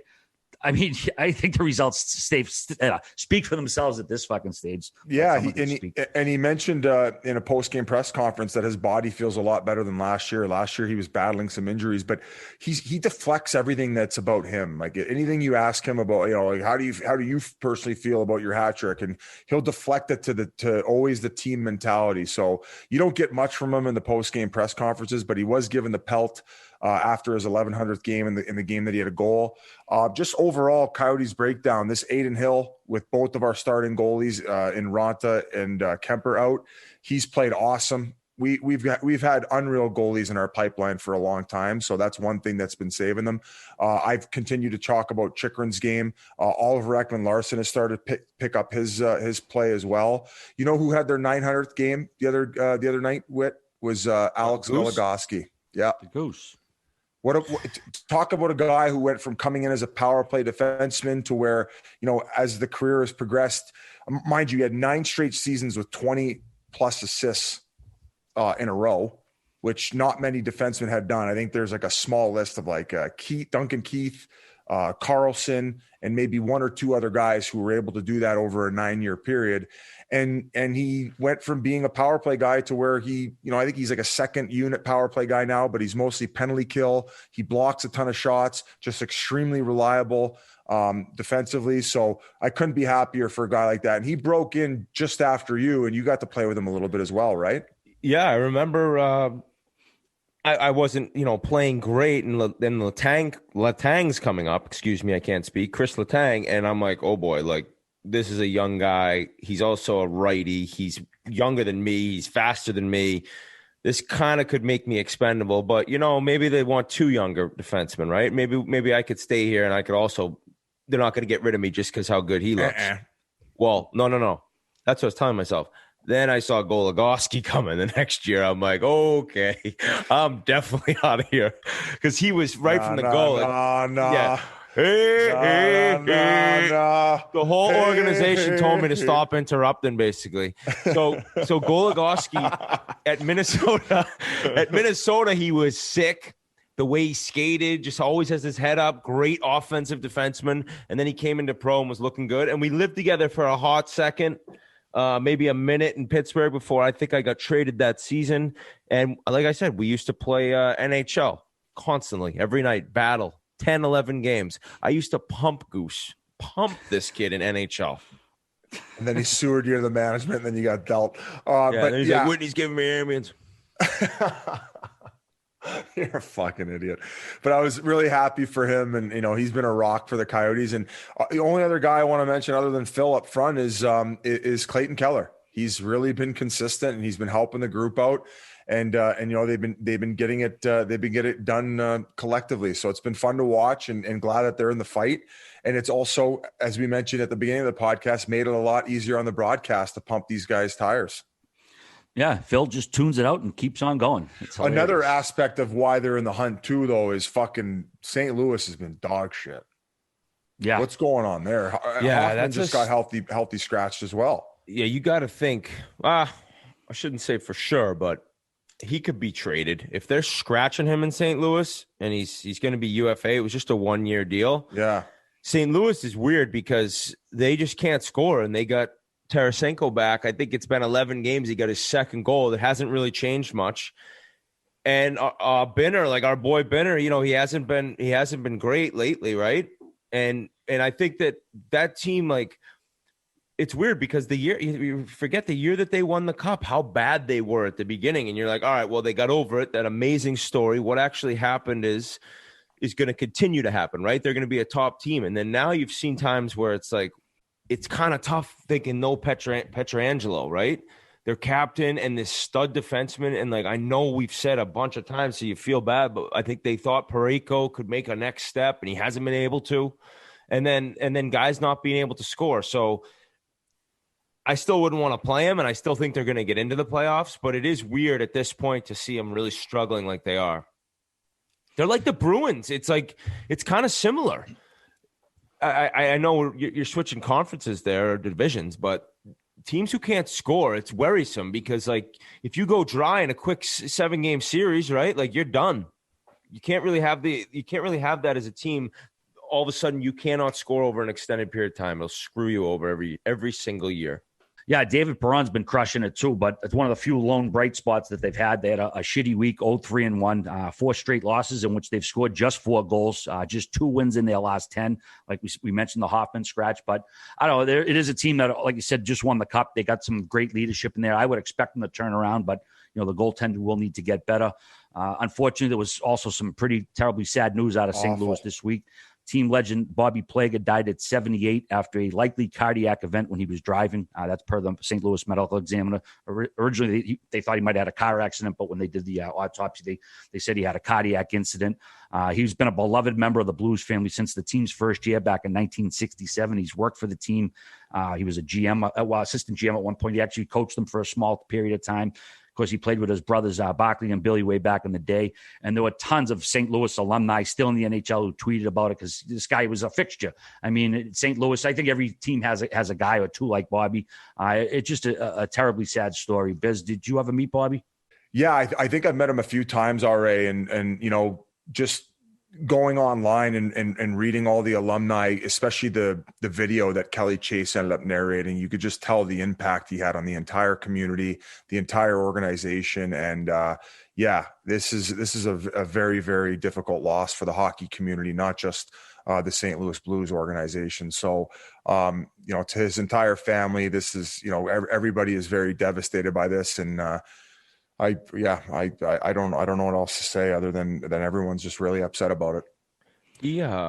He'd been a part of the Blues since they came into the NHL, right? Yes. All right. Yes. Like, I mean, and I think like there's so many fans and you look at it like a player who you rooted for and you've always like loved watching. When they retire, you hope that they stay like a part of the team, right? Like you hope that forever they're kind of Blues fans. They're forever a Blue. And this guy like actually was. So he coached the team at one point quickly. He was either the assistant GM or the GM. I apologize for not knowing, but just like a true member of the entire Blue team and community. And then you hear about all these things he would do for like people that were Blues fans. And he said a lot of people wrote he was going to like the non-affluent areas, right? He knew there was Blues fans everywhere. He opened up his restaurant in a place that I think was a little different than maybe the higher end restaurants outside St. Louis in terms of suburbs. And just a guy who every single person has had a nice thing to say about, right? And so you feel so bad for his family. And the clip that was amazing I saw was he got his jersey retired. I think maybe the 7th or 8th Blues player, and it was right next to his brothers, right, who was up there. And he was getting really teary-eyed for sure, and he was talking about his brothers a lot in the interviews I saw. So, yeah, for sure. Rest in peace. We're thinking of his family and all the Blues. And I work with Tyson Nash, who played with the Blues for a little bit, and he said that when he was playing in the American League in Worcester, that Bobby Plager actually was there as a scout, and he noticed that he was just running amok and always being a factor in a game, however he could. And he went back to St. Louis and said, "We need this guy in our lineup. I think that he could really help us." And that's how Tyson Nash ended up getting his start in St. Louis. So he had some really kind words to say about Bobby Plager on the Coyotes broadcast, and just the impact he had on his career. So it's a terrible loss, and our heart goes out to everybody in the St. Louis area who's been affected by this. Yeah, a lot of current players had very nice words to say. And to echo you guys, we send our deepest condolences to his family, friends, and, of course, the St. Louis Blues family and community. It's a terrible loss. So sorry to have to report that. Okay, we're going to move over. We want to acknowledge Patrick Marlow. Assuming he plays tonight, Monday night, he'll pass Mark Messier for the second most games played in NHL history. He'll need just 11 more to pass Gordie Howe's record of 1767. He also got his 564th goal to tie Sundin and Neuendijk for 23rd all time. Marlow, man, just keeps chugging. We just want to acknowledge it. It's such an accomplishment. I mean, most people don't think Gordie Howe records are going to be broken, but at this point, it's going to be a shock if this one isn't broken. You just wonder what team he'd be on when he does break it. He could get traded. Great point. Yeah. But it looks like, dude, I read that he's played more games than the Minnesota Wild have played. Oh, as an organization? Yeah, it's like he's just been doing this for so long. And I guess right when people saw him as a young guy flying around the way he could skate, it's a player, and you're like, oh, this guy could play forever, and he's actually doing it. So he's an automatic Hall of Famer then, right? Yeah. Is that fair to say? Over 500 goals, the most games ever played. He's getting in the Hall of Fame. Yeah, I would think he would get in. Fuck yeah. One last note from the division: we had a trade. The LA Kings acquired New York Ranger Brendan Lemieux for a 4th-round pick in the 21 draft. This was a little bit of a surprise. I guess it kind of come out of nowhere. LA gets a little sandpaper in their lineup. Rangers get a draft pick.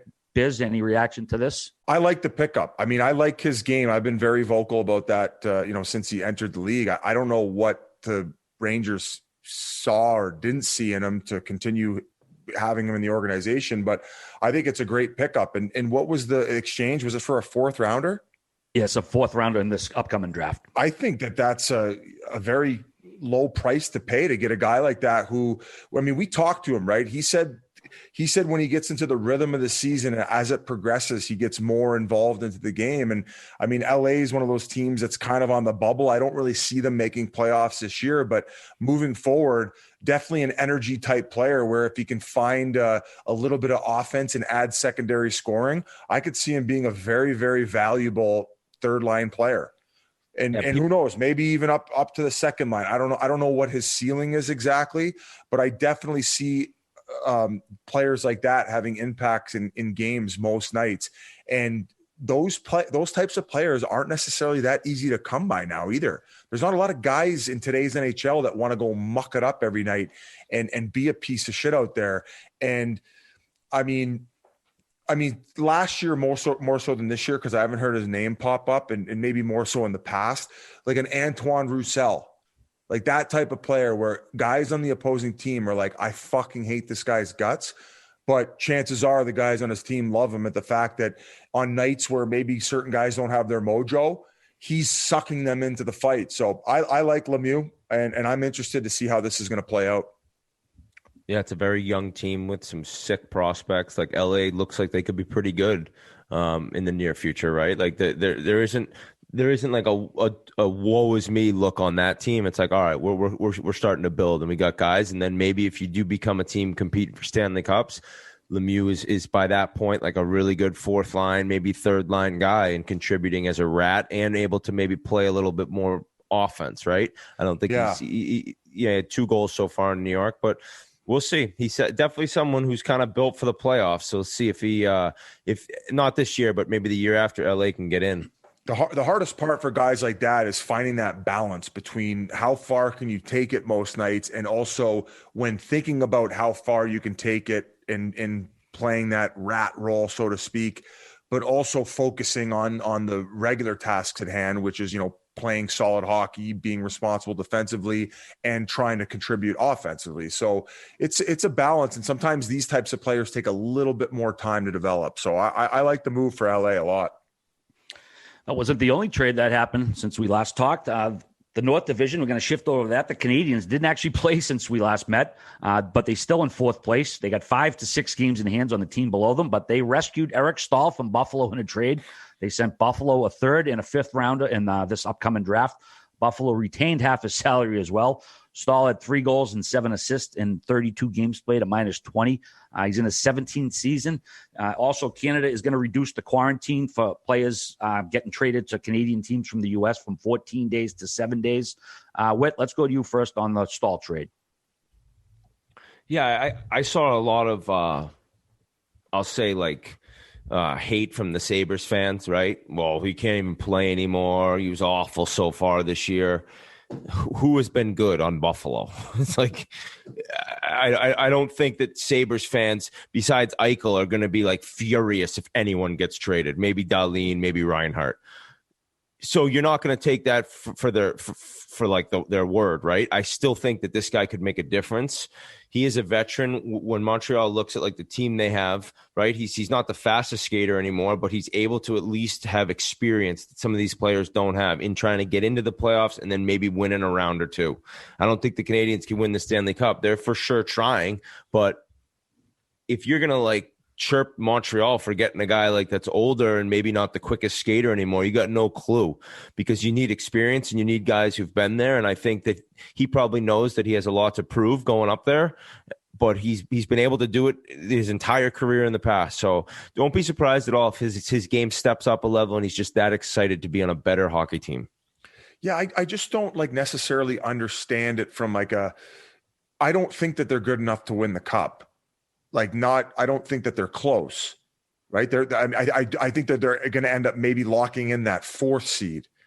So you're giving up a 3rd rounder. I would say it's somewhat valuable, and a 5th rounder, and you're getting a guy who has proven that he's been able to, at least in the latter part of his career, put up solid numbers. Can't compare this year in Buffalo. I completely agree with that, but it's almost like, okay, so you're giving up more assets to like maybe get to the 2nd round, maybe get to the conference finals. It's obvious that Bergevin's feeling a lot of pressure at the fact that they at least have to win a couple rounds this year, or maybe his job's on the line, right? Is that a fair comment? And if you're that concerned about it, would you not be willing to maybe give up a little bit more to get somebody who might come in and make an impact longer, or maybe has younger legs, or who's maybe been having a better season? I don't know. I think that ultimately he's probably looking at it. They just want depth down the middle, and he can help contribute where he's going to be getting better line matches. So I'm interested to see how this plays out. I'm more like, what are you rushing to achieve other than maybe getting out of a couple rounds this year? Like if you think getting out of a couple rounds is going to save your job and sustain it, it's like, okay, but Eric Staal is not going to be back next year, I would imagine. And you just gave up a 3rd and a 5th. So more assets to where you could maybe potentially gain prospects who could eventually make an impact to your lineup. It's just, I don't know.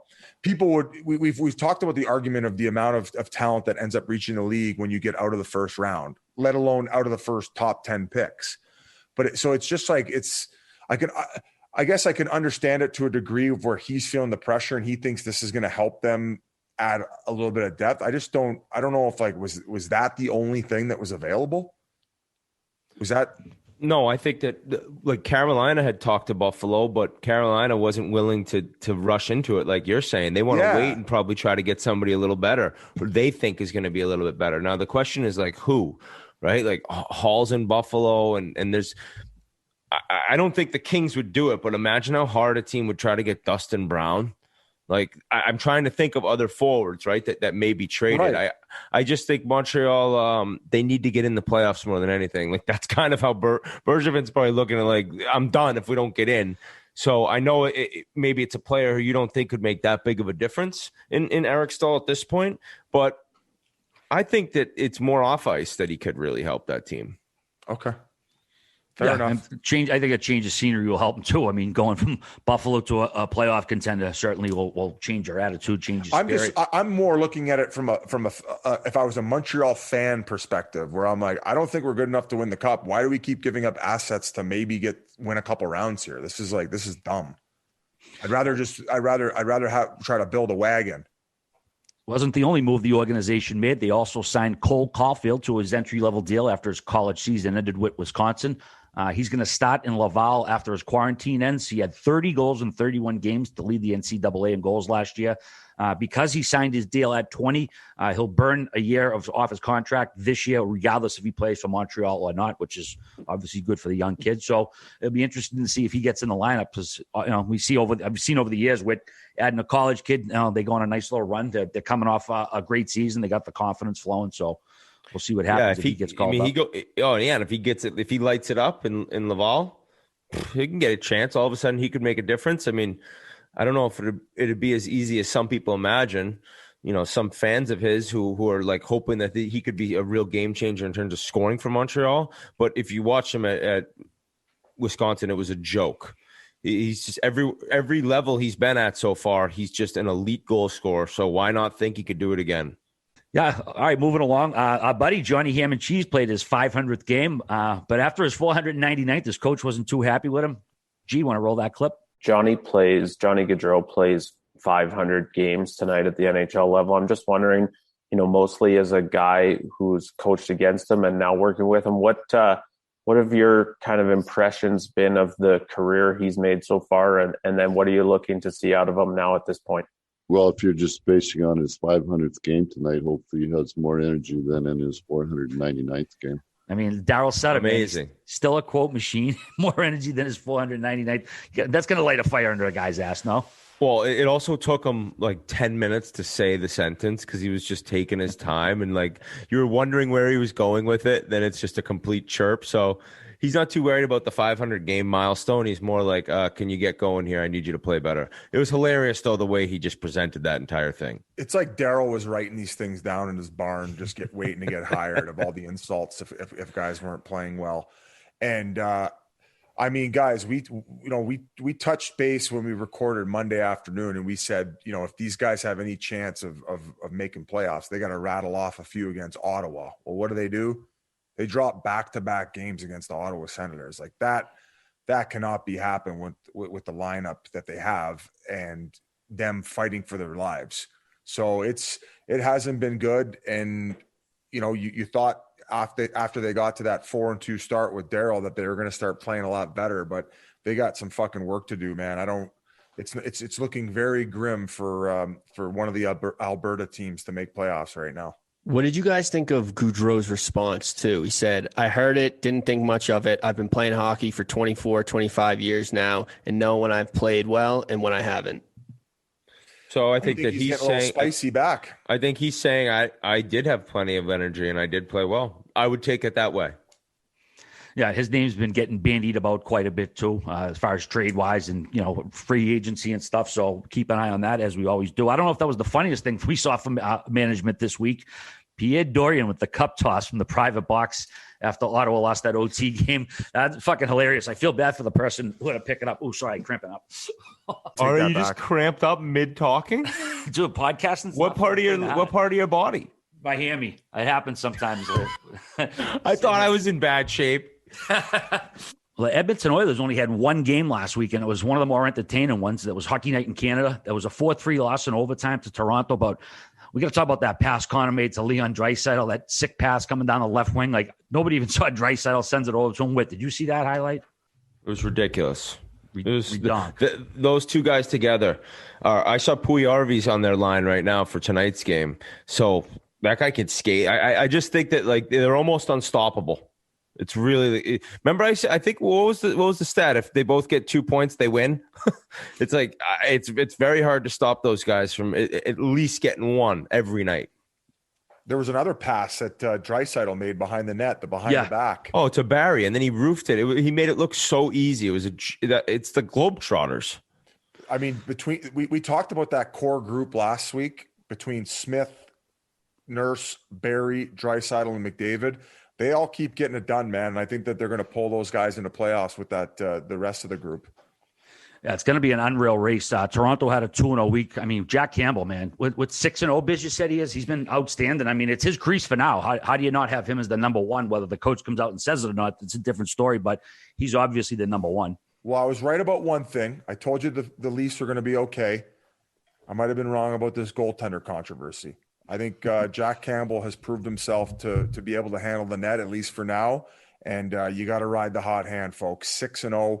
His numbers are incredible. And I tell you what, man, I saw him come in to the LA Kings organization off of Dallas, and he wasn't there mentally, and Dusty Emu helped him out and get to where he needed to be, and he's been a rising star ever since. So he's kicking ass, and I couldn't be happier for him. So the Leafs, you got a good one. Yeah, of course, Austin got the game winner in overtime, his 22nd of the year. Keeps getting it done. This is another, I mean, all the divisions got great fucking races here.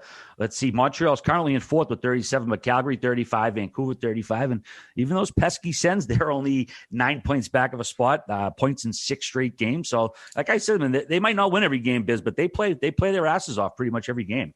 They are working their balls off. Yeah, we came into this season thinking they were going to be the laughing stock of the league, and we know who that is right now. But yeah, I'm happy for that group, man. Especially that fan base, man. They've been dealing with some shit over the last couple of years, and now they got something to cheer about. Did you see the hit Cassian put on Tavares? Nobody did anything. He trucked him behind the net, and like Hall went over, and like it was at a point in the game like you weren't gonna like jump him, but crazy to see that. I want to talk about Winnipeg quick because the team that like nobody mentioned, right? Talking about it was Toronto, Edmonton, Montreal, what they did, right? And quietly, Winnipeg is nasty. We've talked a little bit about them, not nearly enough, but Neil Pionk, by the way. Talk about, like, I don't know, man. I know it's early, but that trade looks pretty nice. I think he's a better player than Jacob Trouba. I know they're a little different, and Trouba's better defensively, but, dude, this guy, like, he can skate so well. He's great offensively, and I don't know, he doesn't make nearly as much money. So yeah. I think that was a huge difference maker in terms of how good they look. Scheifele, you can't say enough, but the whole thing, Kyle Connor, too, man, like, he was a guy who had to spend a little time in the minors, right? And worked his way up. And now all of a sudden, like guaranteed 30 goals. He's flying around. Their offense is awesome. They're fun to watch. And I think that the weird thing for Toronto I forgot to bring up was their power plays like really hit the skids, which is, I mean, obviously you're going to have ups and downs throughout the season, but it might be 5 or 6 games without a power play goal.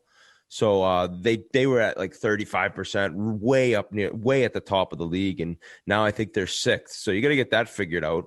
But the Canadian division, I will say, RA is pretty much locked up. I think that Montreal, with having 5 or 6 games in hand on Vancouver and Calgary, I think you got your 4 teams. Yeah, I think you got most of the teams in all the divisions. Other than the one with Columbus, Dallas, and Nashville. That one I would argue that one's locked up. I would argue that the 4 teams, Nashville getting in 4th, will be now the teams that get in. I don't see Chicago going on a big run. Columbus is god fucking awful. They stink. Detroit pounded them Sunday, and the last team being, who am I forgetting? Dallas, dude. Another shitbag team right now. Yeah, they stink too. Seriously, the Stars stink. They're the most disappointing team of the year. Yeah, well, it should note too, they do got 4 games in hand. They are 6 back of the last spot. So, but yeah, they certainly haven't been playing up to their potential for a team that got to the Stanley Cup last year. But all right, boys, any other notes from the North before we go to our pal Caleb Pressley? That's pretty much all the hockey talk for today, right? No, we still got the East Division. We have another division to talk about. Yeah, we got another division. But we're going to break it up with our buddy Caleb first. But first, I want to talk to you about Larry Flowers Jewelry. Our old pal Larry. Larry Flowers Jewelry is a high-end jeweler who specializes in selling luxury watches, engagement rings, and jewelry. He has a massive inventory of all major watch brands, including Rolex. Is it Patek? Is that how you say it? Patek AP, and others. Always at the best price on the market, guaranteed. Engagement ring shipping. He specializes in sourcing the best desirable diamond options on market for your budget. He treats every client like family, and he never uses a pushy sales pitch. All jewelry and ring settings are manufactured using only handcrafted designer quality, always at wholesale prices. Larry backs that up with a 100% full trade-in on any future upgrade. That's because he sells only quality diamonds. Trust is everything in this business. He's the guy's guy jeweler, and with only your very best interest at heart. He values relationships more than anything in business, and satisfaction is always guaranteed. He's earned the trust of some of the greatest athletes in the world, and he takes a lot of pride in that. So follow him on Instagram at Larry Flowers Jewelry, the trusted jeweler to the pros. I believe he did your Rolex, right, Janelli? Janelli.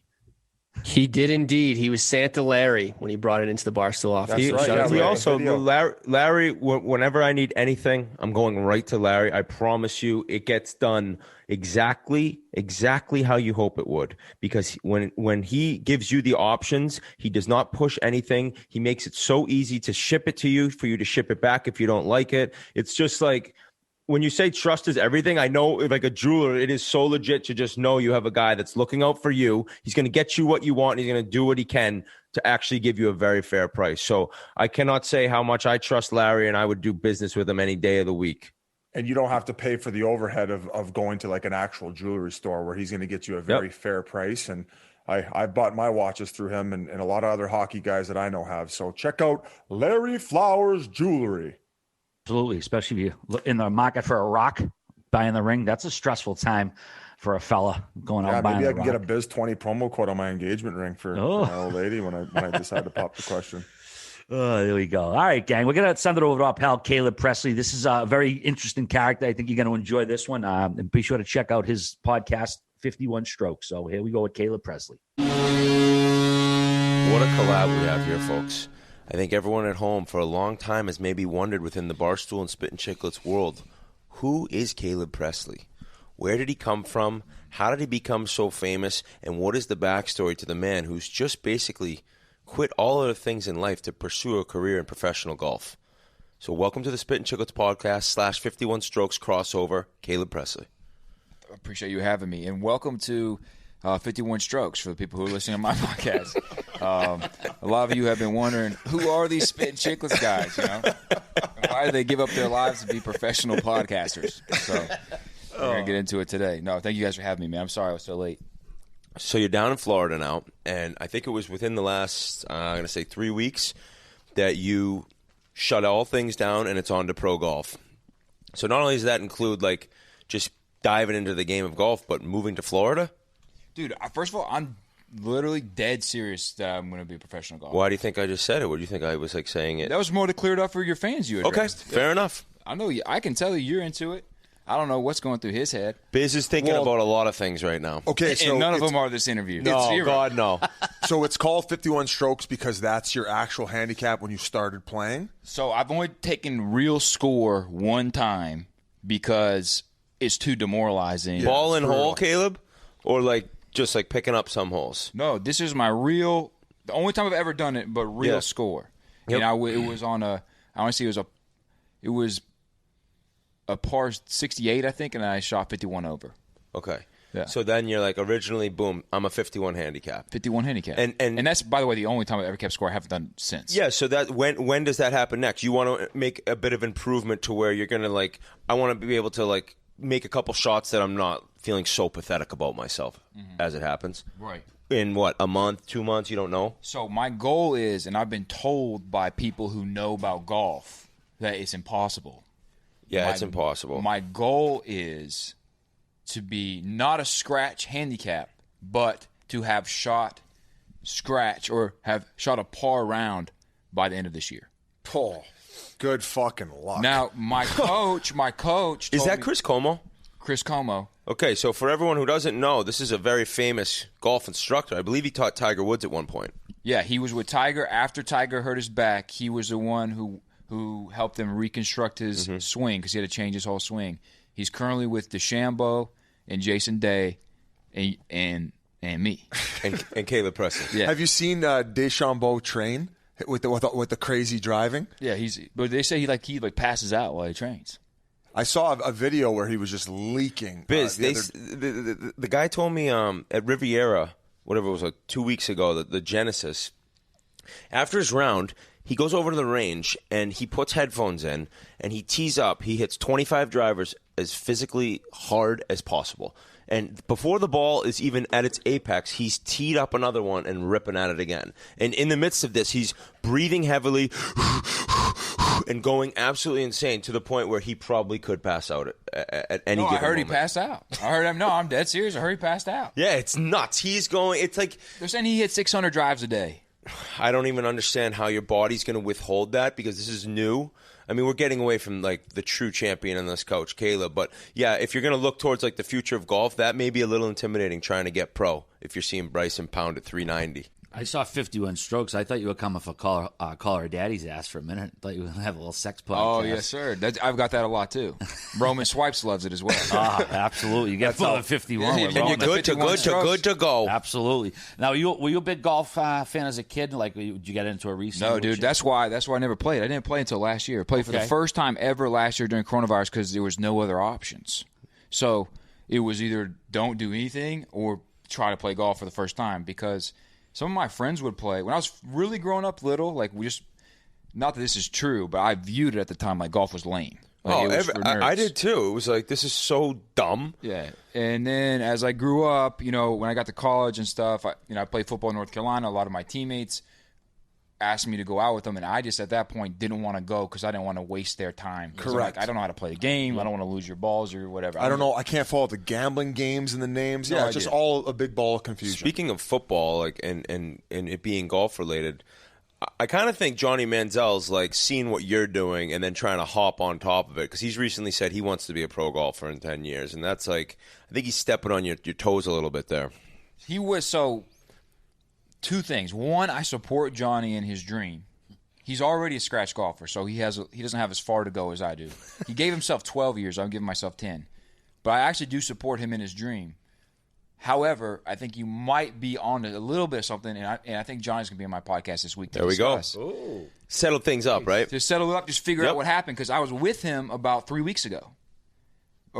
And I told him, I'm trying to be a professional golfer, and I told him the whole thing. That makes the story even more like leaning towards you. So I'm not saying he just, a lot of people want to be pro golfers. It's not a new idea. And it's actually people have tried to do it before. Yeah, there's been a couple people who've tried.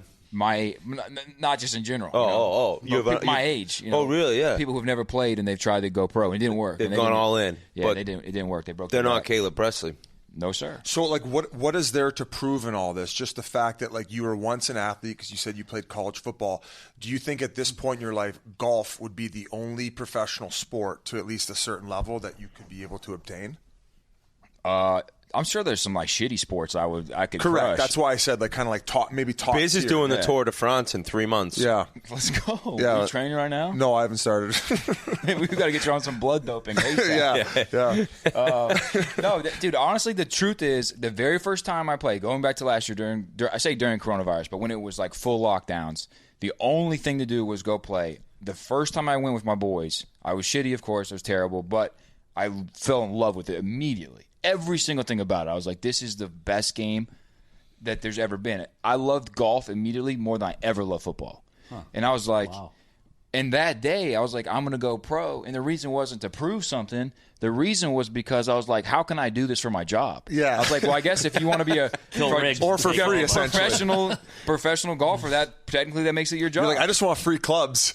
Dead ass. I just want to be able to golf and still be able to like, pay for my bills. It's so true. Like I actually played with a golfer the other day, a PGA Tour golfer, Corey Connors, Canadian, and I had to run home after the kids were at home. I was supposed to be back at 3. I'm like, so unfair. I go, this is your job, so you just get to stay here as long as you want. Like, honey, I was at work. Yeah, exactly. That's exactly where you were leaning towards. And that's the only thing I'm trying to do. I'm not trying to prove anything to myself, to anybody else. I just want to golf as my job. And if it turns out that pursuing golf, genius move, Caleb, to be a professional golfer turns into, like, right now I moved from New York City to Florida so I could pursue it full time, and I'm going 7 days a week right now. So can I give you which is my dream, which this is right when I saw what you were doing, this has been my initial thoughts. I've pretty much did what you are trying to do, or I'm in the process of trying to get better at golf. But I started, how old are you? 28. All right, so I was 25, and I just started, same thing, fell in love, obsessed with it. You'll never make $1 playing golf. You'll probably make money like in this process. Yeah, listen. Yeah, go ahead. But you will be a 10 handicap in like 4 months if you're playing every day because you're athletic, and then it's going to become more difficult. But I would be shocked if you don't already see improvement. I think by the end of the year, I'll have shot a scratch round. Wow. Hey, so, okay, let me ask you this question. I respect that confidence. It's not going to happen. Okay. So 0% chance? 0%. You might be right, because so far, everyone said what you said. So you might be right. Yeah, but dude, that's you. You're just like, I'm not going to listen to the haters. I'm making this my living. Let me finish this from earlier, because I didn't finish. Como said, when I told him, he's like, listen, if you are a scratch golfer in 2 years from now, then I will consider you someone who has a chance of one day being pro. Exactly. So exactly. I still said, if you were to become a legit scratch in 2 years, you could be like, I might be able to do this. Yeah, exactly. And I said pro again. It doesn't have to be PGA. It could be senior. Could be the old Hooters tour. Yes, like exactly, dude. I'm just trying to play golf and get paid. Hey, let's start our own fucking tour where like we make the criteria so low that we get on it to where we just throw it in cruise control. I'm in there, dude. If you're cool driving into Winnebago like the guy from what was it, Tin Cup? Biz will be your Romeo. I was going to ask you, what's been the hardest part to like get even decent at? Like consistency? Is it the iron play? What is one thing that is just holding you back, you think, overall? Dude, the balls. I lose so many freaking balls, dude. Well, that means extra 24 strokes. 24 balls around on average. You can't like water courses. Still? Dude, TaylorMade sent me 12 boxes of balls 2 weeks ago with all of them were TaylorMade number 51s. They're gone. All 12 boxes. Yeah, I don't think you're going to be scratched. I was waiting on the wedges to come in because then I would have had the full TaylorMade set plus the balls. I was going to do like an Instagram fitted? Post. No, because they said it's no point. Well, I said no point in me to get fitted because I don't know what I'm doing. Exactly. Like, what are you hitting driver? Like, if you're 140 yards from the hole, what club are you hitting? Or do you not even know yet? Well, right now I do 140 from the hole. I would hit a pitching wedge. Oh, all right. So you can hit it decently far. So yeah, they said So I did all the testing. So Como has in his house in Texas, in his living room. That place looks sick. You've seen it before. Yeah. It's like a lab. The Como lab, I think it's called, right? It's literally in his living room. It's just like a science lab. He's a mad scientist, but my numbers, like my speed and all that stuff, is above the tour average. Really? It's just the tour average. That's what I said. I saw your swing in that lab, and I go, his swing's athletic, like, and you played sports. That's why you'll be able to hit it far. That's not going to be my problem. It's going to be the around the green stuff it's just very hard at the beginning, at least. Yeah, and also Biz. the hardest thing is going to be, I think, when I do get to the point where I'm actually good in like 5-10 years, then right now I'm 28. I'm feeling pretty good. I'm going to be 38.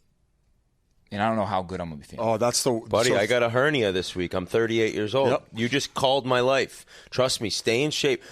Are you all healthy? Did you have like a health thing going on? I had to get a surgery on my hernia. Yeah, so. But you have a hernia where? I have a hernia. Just popped in my ab this week. Uh-oh. It's an absolute bummer. Did you get sliced or arthro? Like arthro. Oh, okay. I got mine. I got cut open. It was brutal. Why'd you do that, dude? Because they didn't give me. RA's uncle in Charlestown did it. 20 years ago. I wasn't. This was in '81. Hey, man. Seriously, you ever see MASH? They did it to him at his house. It was a home surgery, like a childbirth. No, it was a while ago. I wasn't given the option, but I tell people go arthro if you have the option. Caleb, how did you end up getting associated with Barstool, by the way?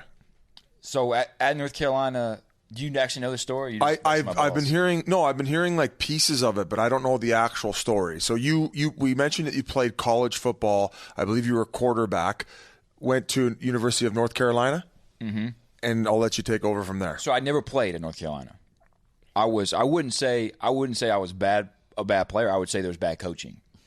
I was always back up, right?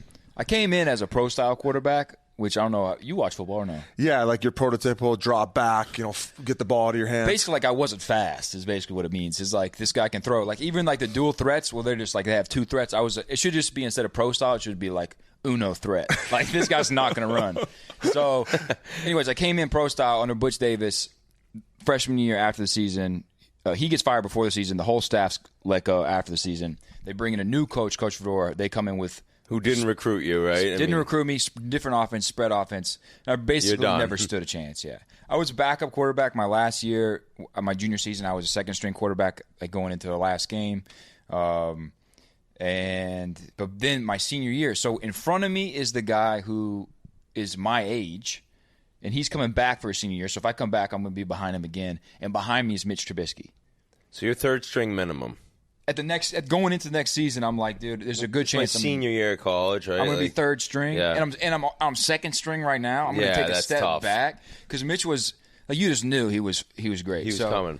So I made a decision to go travel abroad. I traveled abroad for spring ball. That's a ballsy move, though, man. It must have been kind of hard to give it up in a sense. Of course, because you remember what it's like when your dream. When you're 20, I'm 21. It's all I've done my whole life is play football. Exactly. So I didn't even know anything else was out there. It turned out to be the best thing I ever did because when I came back, I was like, I realized that there were other things to life. So I was like, dude, I don't care. Like, So I tried to walk away from the team because I knew it was going to be third string. I was like, I got to get ready for the real world. I got to get a job. I got to get a job. So anyways, long story short, they convinced me to come back in another role, and they added me to the coaching staff. And I was like a paid member of the coaching staff of my senior year. Now, paid not very much, but I was on the coaching And free staff. tuition still? No free tuition. Oh, that sucks. So then basically. Sorry to buzzkill that. Dude, it sucked for me, dude. It sucked He's for my still dad. paying the loan. Yeah, no, dude, tough for my dad. So, anyways, I went through the whole season. I called myself the supervisor morale. It was a whole big thing. Basically, they had a USA Today reporter came to North Carolina to interview our coach, and I just got her to come into my office. And I told her this bullshit story that wasn't true, and I told her I was a supervisor morale, and I just basically bullshitted that it was my office. It was a whole thing. It was a big bullshit thing, but then she ran it in USA Today, goodness.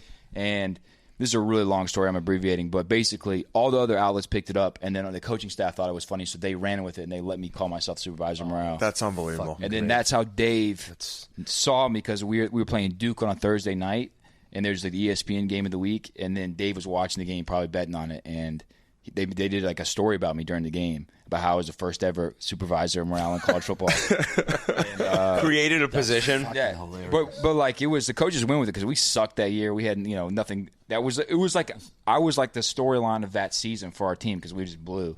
And then Dave offered me a job the next week. I went on a rundown and offered me a job. Isn't it? Barstool's so interesting. People say I'd like a job there, and it's kind of well, what are you going to do, right? I mean, you had to go there not really sure what you'd be doing for Barstool. Well, he first asked me, this is also in 2015, so Barstool's at a way different spot. Yeah. Oh, yeah. He asked me to be a blogger. I'm from the South. You don't strike me as a blogger. I'm born and raised in North Carolina, and I wasn't going to be a blogger. I didn't want to be a blogger, so I said no. And Big Cats tells me to this day, he's like, dude, that's the best thing you ever did for your whole career. You didn't try to fake it. So I said, no, I don't want to be a blogger. I didn't know what Barstool was. It wasn't big in the South at the time. And that's why they wanted me, was because they wanted a guy from the South. Yeah.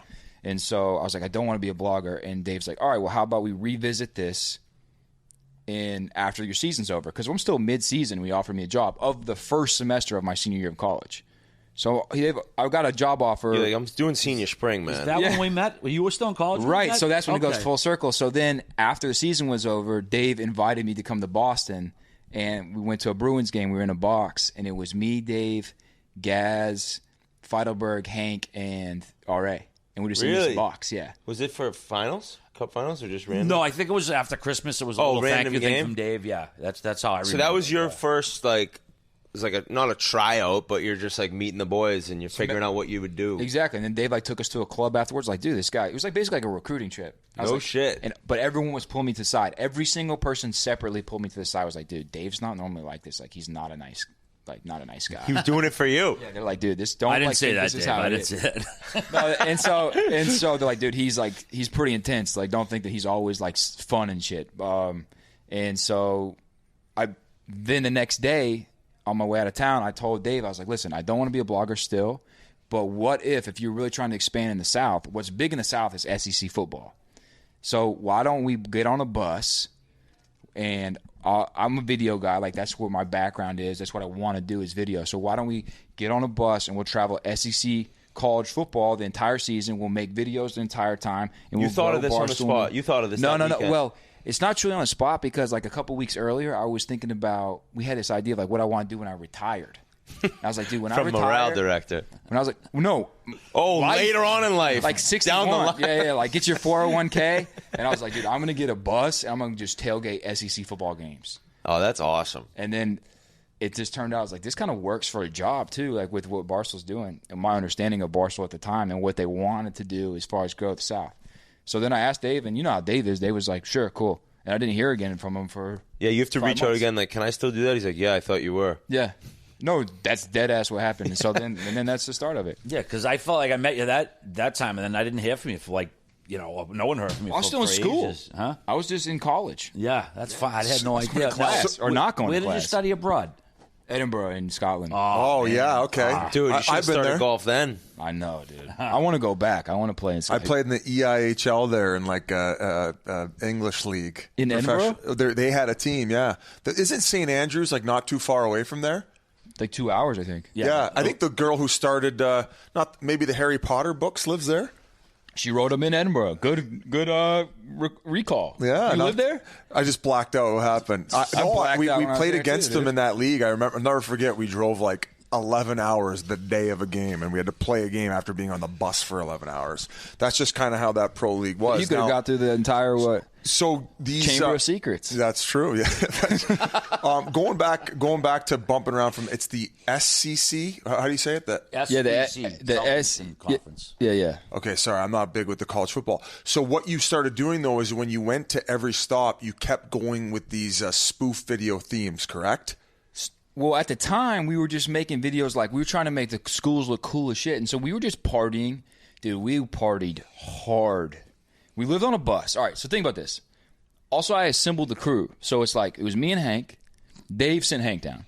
But then the rest of the guys, I had my best friend from high school was our bus driver. And then another guy I got to hire, and he lied. He said he had graduated like USC art film school. And it turned out he just didn't. Like, it was just a lie. And it was like he was like a 30-year-old Russian Jew, amazing guy. And he just lived on the bus with us, and he lied about his whole credentials. But was he able to execute? Yeah, he was fire. He did a great job. And we just lived together on this bus for 6 months. And partied at every call. We were so kind of like the movie Lighters. Road Trip, but just every weekend. Yeah, dude, it was. It got to the point where I told my boys, I was with my boys the other day. They're football players, and I was like, dude, I think I have CTE and not from football. Yeah, it's like, when's the season over? No, SEC games, they're unreal. I'm not even a huge college football guy, but I saw Florida at South Carolina, and I actually went to Alabama at LSU like 12 years ago. It's absolutely incredible. If you're a sports fan or just an event chaser, unreal time, man. That's another thing is like I don't think that college football is big up north because you guys don't have any good teams. Yeah, BC was like decent a couple of years, but BC's the biggest bunch of donkeys going. So when they were good, they have a fan base, but it's just not the same because there's so many pro teams. You guys have good pro teams. Yeah, so it's like, yeah, there's no chance there'd ever be big time college football. Like when I was born, North Carolina didn't even have a pro football team. The Panthers started in '93, I think. So I mean, it's like, weren't they real good this year? Or the Panthers? No, North Carolina football. Haven't they been good the past few years? Yeah, Matt, we got Mac Brown back. The guy from Texas. Well, the guy from North Carolina who went to Texas. Oh, no shit. We got him back, yeah. So we were getting better. We're getting better. But, yeah, we've been sucking. I think, like I'm trying to think of, like, big moments for you in Barstool that's really helped your brand grow. When you and Roan met, like, you had some sort of connection because I remember you guys started doing the rough and rowdy, like, in the tuxedos. That was, like, an immediate – like, you two guys just kind of hit it off right away. Yeah. Dude, Roan is like the most talented, smart. He's an animal. That guy. We had him on our podcast as well. You did, yeah. He's just like a different breed. He's just so smart, funny, quick witted, and he just when he came in, I just wanted to do something with him because I would be like an honor to if you see someone who's super talented, you want to do something with them. Yeah, and we just hit it off. We did like a podcast together, and we started traveling together, and we did it. We've done a ton of stuff together. I hope we continue to. Storm Chasers we did together. Storm Chasers. How did that your guys' idea? That was Big Cat and Dave disagree on whose idea it was because they both say it's theirs. But basically it was their idea, and they're like, we've always wanted to do this, but we're not, we're too old to be running around, doing this. But basically during March Madness, right before the tournament, when you're trying to get in, go to schools that have a potential of there being a storm on the court, and then just wear raincoats and basically try to see if you can storm the court and just do it for like a week. Did you guys get arrested at one of them? Yeah, we got arrested, dude. I went to jail. For what? Storming too hard, dude. But did they know you were there to storm the court? Category 5. Because we got super, it was like people knew we were coming. People would be excited we were coming. And so that we would put out that we were going to, for example, we were going to UConn, and we were causing storms to happen. Keep in mind, we're only going to potential storms. So for basketball, that is a unranked team playing at home against a ranked opponent. Okay. Oh, is that the upset? Upset at home. Kind of like in football when they take down the goalposts, or maybe they don't do it anymore because people started getting hammered. They still do it. Cool. So that is exactly what we're looking for. And so we go to, and we're going to these games, and the underdog's winning every time. Yeah, I think there's only like 2 games we've ever went to that the underdog didn't win. So you guys, you're firing the underdogs up. Well, we walk in, we got the raincoats, the cameras, and we're just revving the crowd up, and that changes the entire dynamic of the game. Yeah. No, so I'm not saying we do it, but well, I mean, I think your record speaks for itself. The record is good, right? So we go to UConn. Well, UConn's a traditionally proud basketball program. Yeah, they shouldn't be the underdogs. And they were in this, and they were playing, I think it was like, I want to say it was like Houston, someone that was like not a traditionally strong basketball program, but were ranked in the top 5. The tables had turned. And so UConn wants to win the game, of course, but they do not want to see a storm against Houston at home. We don't storm the court at UConn. We're too big to yes. storm the court. Yes. So when we come in, they go crazy. The students are going crazy. Everyone's like so happy we're there. They had reserved for us front row tickets, the students. They wouldn't let other students sit in these first 4 rows. We didn't even ask for them. It said reserved for Barstool Sports Storm Chasers. So we buy our own tickets. We're up sitting with the regular people, and at halftime, we start to make our way down. The students start getting revved up, like everyone. And it's a close game. It's a close game going on. Yep. We walk down. We get at our seats. Like, I'm not kidding. Like, I'm not trying to gas it up. People were going nuts. The whole student section's on their feet cheering because they know what's about to happen. And then as soon as that happens, obviously it raises the eyes of everyone else. The administrators come over, police officers start to come over, asking what's going on. And then they basically were just like, hey, we've been asked to remove you guys from these seats. No. And we said, no. We ain't going anywhere. No, brother. We came to storm. That's when you turn into Matthew McConaughey. And you're like, no, brother. We came to storm. And they're like, we will forcibly remove you. And I said, let's see it happen. And so... yeah, we got arrested. But the amount of viral videos that was going down because all these students were prepared for that. So they probably all had your back online and stuff, right? Yeah. I mean, there's videos of this. I mean, it's a podcast, so obviously people are not going to see it. But there's videos of people chanting, let them stay. Yeah. Let them stay. As we're getting dragged out. I'm handcuffed. I went dead on the ground. Like Dave did at Super Bowl? Yeah, I went dead at the ground at one point, but then I had just come off the stomach surgery we were talking about earlier. So I'm like, I really don't want to get tased right now. I just got a hernia surgery. So I kind of popped back up, and then my boy Donnie went down, and then he just got fully dragged out. They handcuffed me, took us to the police station. Obviously, they didn't really have much to get us on, and so we got released almost immediately, probably like an hour after doing all the paperwork.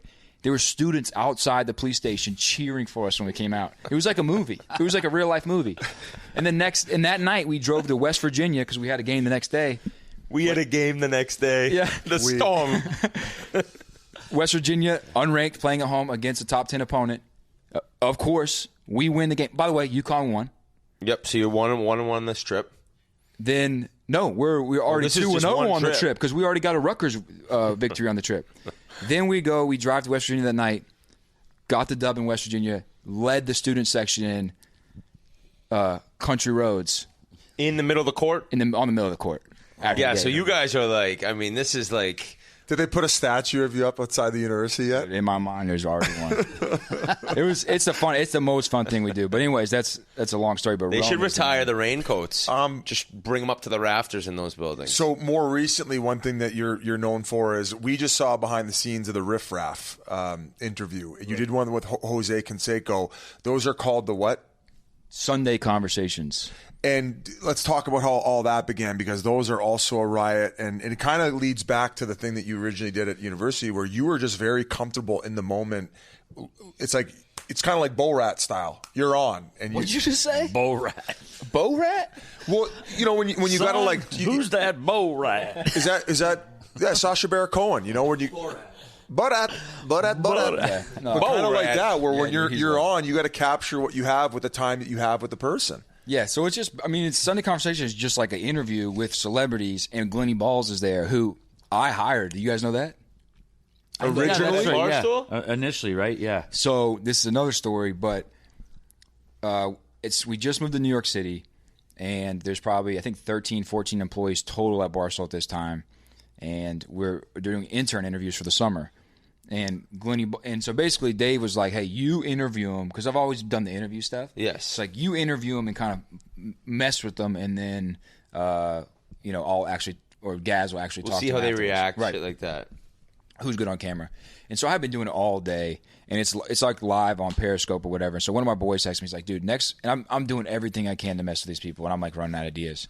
And one of my boys texts me, he's like, next person who comes in, see if they're fast, like see if you can make them run a race or something. I was like, all right. Next person who sits down is Glenny Balls, about 340. He's an absolute unit. Absolute unit. And I was like, are you fast? He's like, I am fast. I was like, are you being serious? He's like, I'm not fast time-wise, but for my size, I'm fast. I'm fast for my size. I was like, let's see it. We walked down on the 27th Avenue in New York City. We set him up. He ran the entire city block. Dude's pretty fast for his size. So I was like, you're hired. And we hired him. And that's the origin of Glenny Balls. And it's been all uphill since then. Oh, dude, his trajectory he's going for the freaking moon, dude.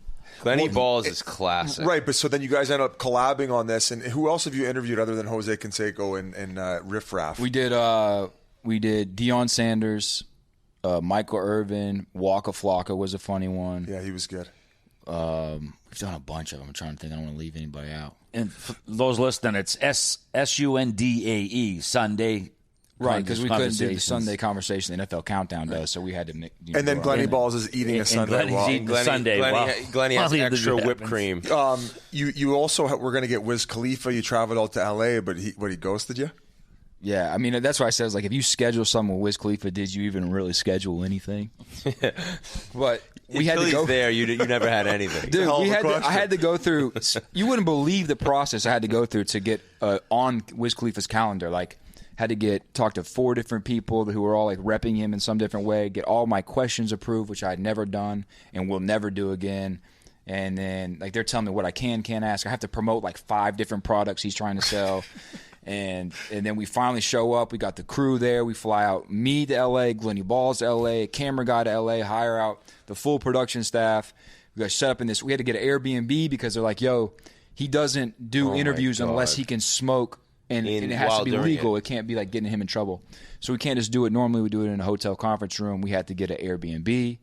And then when the interview started, by the way, we had to order all his products to be there. So we're ordering like, I'm not even going to say what they are, but we had to order all these different things to come to the house so they're there so we can promote them. Like they're like set up all our sponsors and shit. Yeah, right. And we don't do that either, but I was begging the people at Barstool, like, listen, if we get Wiz Khalifa, that will be so good, and we'll do a good job with it that other people will want to do it, and it's worth the ads.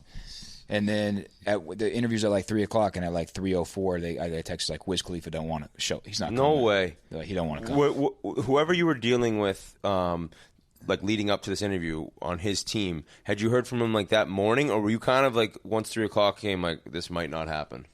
No, it was like approved. That's what I'm saying. I had to go through like a litany of process. So in your mind, this is at 3:00. We're doing it. That was a shock. Oh yeah, dude. And I had to like brutal. And I knew it was a big one. So the part that really hurt was like usually I put in time to like think about what I'm going to ask. Oh, for sure, man.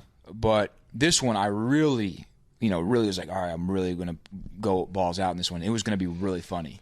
And he just didn't show up. And then you were like, get me Mia Khalifa then. Let's do her. That's dirty. That's dirty. Oh, that does suck, man. You put in all that legwork, especially like Boss was like, Airbnb, that's pot friendly. What the fuck are we doing here? So what does Wiz Khalifa owe us?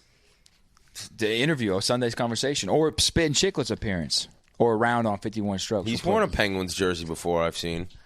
He's probably a big fan. I've watched the Sunday conversation. They're hilarious. Now, the athletes do they have any idea that you're basically sort of doing a character type thing, or are they just learning on the fly? You guys have probably seen this. Well, yours is a little different with Spittin Chiclets because people probably know you, especially like in the hockey world. People probably already know you guys. But with the interviews I've done, my experience is that, you're not getting to a big star unless you go through their people. Mm-hmm. Like big stars have teams of people behind them that you just have to get approved by unless you're just personal friends with the person. So we have to send examples. I don't be like, hey, I'm going to come and fuck with the guy. Yeah. But we have to send examples of the prior episodes. A lot of people just will immediately say, no, we don't want to do this. But the people who do say yes, I found that we send them examples, they're watching them, they never make it to the person. So it's like the person himself, the celebrity themselves, doesn't get the chance to say. Never sees it, never knows what's coming. And then so basically, you do have a clean slate every time where they have no idea what's coming because they just either they're not getting it shown to them or they just don't care. Do you have like a like a white whale? Like Yeah, that's what I was going to ask. It used to be Fat Joe. The rapper? Yeah, dude. Who would be awesome? What's his song? You can't get Fat Joe, dude. I feel like you're bigger than Fat Joe. Bigger than Fat Joe? I don't know much about rap. Maybe that's like a Glenny crazy Balls call. of rap. He is the Glenny Balls is of rap. Fat Joe like huge? Oh, I bet you. Yeah, Make It Rain? Yeah, that's a jam. No, Fuck. but the I'm not a rap guy. reason why I wanted Fat Joe was because at the time when I selected him as my white whale, he had done Make It Rain, and he just left the rap game. Like, he didn't do one more song after that. That's probably why I don't know And much I was like, about dude, Fat Joe. what happened to this guy? And he had no allegations. He didn't have any type of He just was bad out. story. Just dipped. Kind he of like just Mace dipped. did, but then he came back. And I was like, what's going on with this guy? I want to be the one who breaks that story.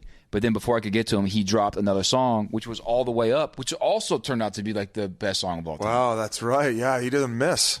Wait, Don't miss. so why did you? Because he came out with another jam, you don't want him as bad anymore. Well, now I know where he is. Yeah, I really just want him to find out what he was doing and where he is. So who's the guy now? Who's the guy? I feel like like Drake would be. I mean, that would be pretty good. I don't know. What do you guys think? I don't know. I just imagine you with like The Rock because I feel like he could like fuck I've around hit back. The Rock with a line of questioning before. Oh, really? Yeah. Where? I caught him on a red carpet. I popped my top, and I was like, dude, do you know anything I could be doing for my deltoids? Because I'm not seeing the results I want to see. What'd he say? What's he all about? I bet you he answered. Yeah, he was dude. But he didn't throw him off at all. Like, he's just so on his game. Oh, Like, he is. He laughed and he. How long you been growing that coif? I haven't had short hair since college. Probably freshman year of college. Probably almost 10 years. So you get it cut like to keep it trim, or is this Yeah, just? you got to cut the ends because you'll learn this. No, Biz will go straight Who up are in you the talking air. RA? You got to cut the ends, man, or it starts looking bad. What's other than the golf thing? Is there anything that you really want to do? Like, what's next? That's it. It's That's literally it? all. How addicting is all I care golf, about. man? It's all I care about in the entire world, other than hanging out with you guys. So you're not. There's zero act here. You love golf. I love golf more than anything else. How in the about world. like so people say you got the bug? Have you heard that saying? You got the bug. Yeah, but a lot of people have told me, "Oh, dude, I felt exactly like you did," which I believe. It's like, I felt exactly like you. it's did. the greatest game in the world. How could you not? And a lot of people just Well, don't it's have. very frustrating. But I'm not even at the point where it's frustrating because whenever I hit a I bad know shot, I don't expect you're in the anything best. better. You're in the best part of golf. Looking back, when you start just playing and getting better, it's like nothing's better because you'll hit shitty shots, and then that one shot, you're like, "What?" Like I need to be back here tomorrow morning after that shot. Yeah, so most of my shots are like that, so I don't ever expect the good ones. So I told Caleb, I'm more like just happy when I get a good one. I told him, a buddy of mine, James Driscoll, one of the most interesting cats in the world. He played on tour for close to 10 years. He lost in 2 playoffs in the PGA Tour, but he's been an awesome player his entire life. Lost the USAM final match. He's like, how do I play golf with Caleb Pressley? So he said to me the other day, I go, Caleb, I text him, I go play medalist with this guy.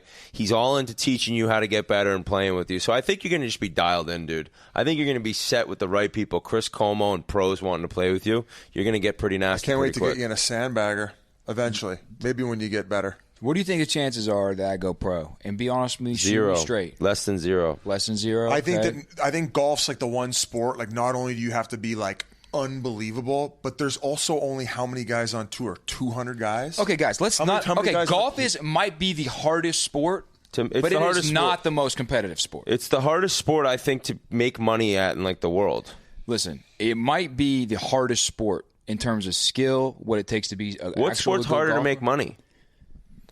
The whole planet plays it, and there's fucking not That's that not many. true. That's what I think is that I was going through this the other day. By the way, I'm not discrediting. No. golf. What part does? But when I you're a wanna little listen to what you're kid, saying. how many little kids want to grow up and be? Now, where I'm from, they want to grow up and be a quarterback, Or not a basketball player? or a basketball player. Yeah. You want to be a point guard or whatever. But no kid, or very few kids, I would say, their first original goal is to be a professional golfer. I think there's so, way more than you think.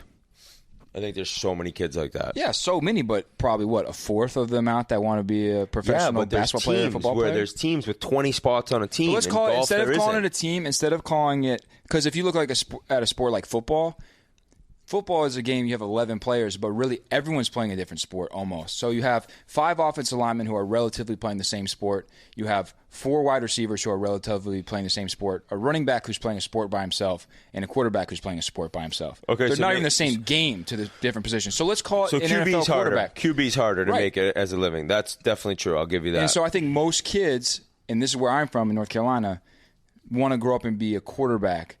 And I would say that there's a fourth or less who want to grow up and be professional golfers. So the pool, the 32 professional quarterbacks, is the most competitive position in sports, I think.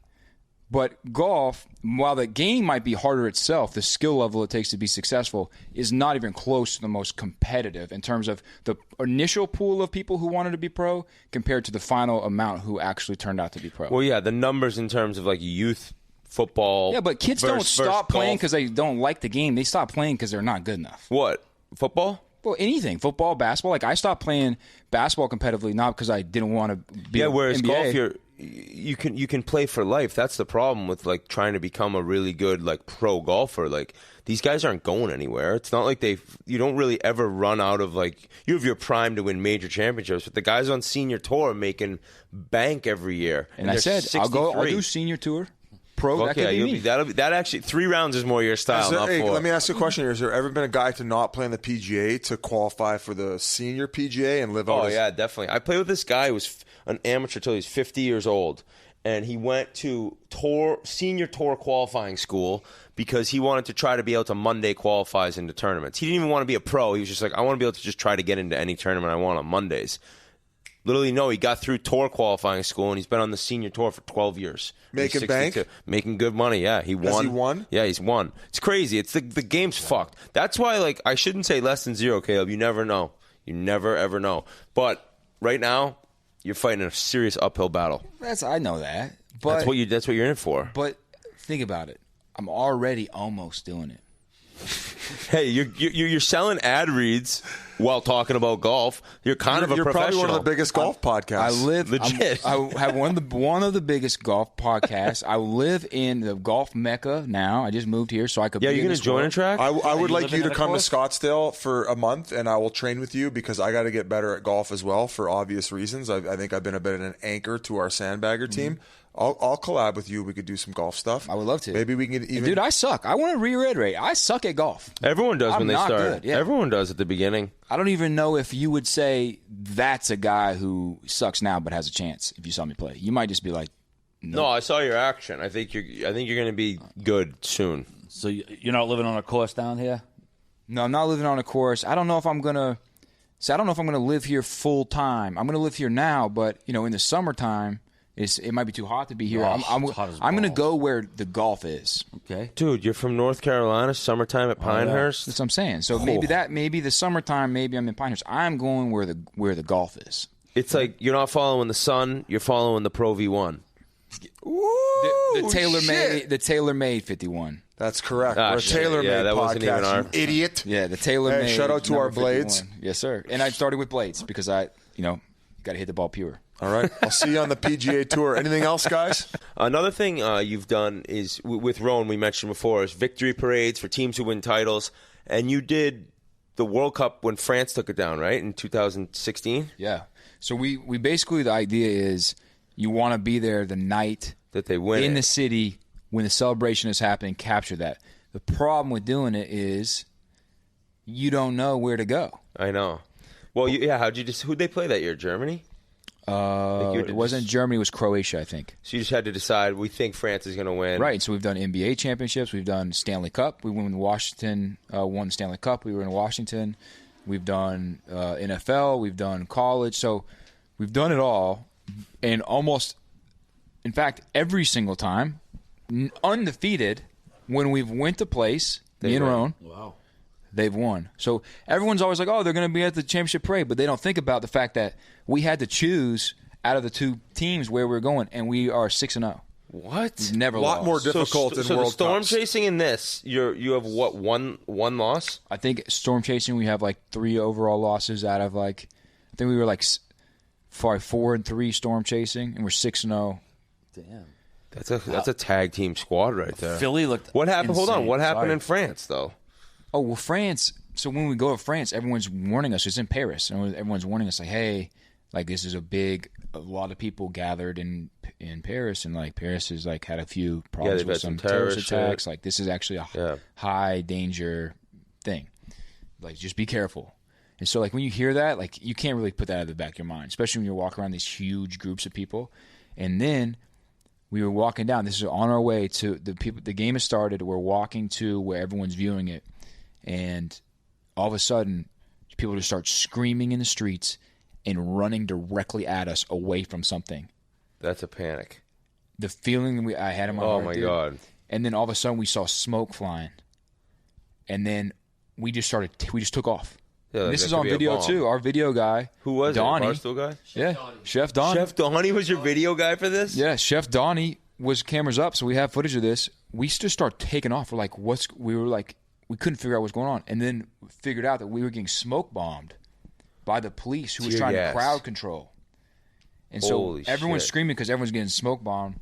And after that happened, so you were trying to do these interviews and you're trying to be like light and funny and stuff. Dude, after that happened, I was shook for the rest of the time. I couldn't even really. Yeah, that's not like, you're not enjoying your job at that moment. You're just like looking around. And, Well, whereas Philly looked like just pure jubilation, out of control, but like. But dude, Paris did it way better because what actually happened was, so Paris partied at a smooth rate for like 2 days. Okay. Philly partied at a high intensity interval. They're like binge partiers. HIT workout. They made it for like 45 minutes. Yeah, and it was over, dude. They like broke into Macy's. I think a lot of people got arrested. Someone ate horse poop. Oh, Jesus. That was when the Eagles won it? Yeah. Oh, my goodness. That's something I can't watch. Yeah, but no, Paris did it right. They were partying 3 days later. People were still in the streets. Did you guys talk them into eating horse poop? No, dude, we were in Philly. This guy might have been eating horse poop regardless, you know? They were looting stores. Like, dude, this is your city. You just did something for your city, and you're literally tearing it down. How was France? They're scumbags. Outside of the work stuff.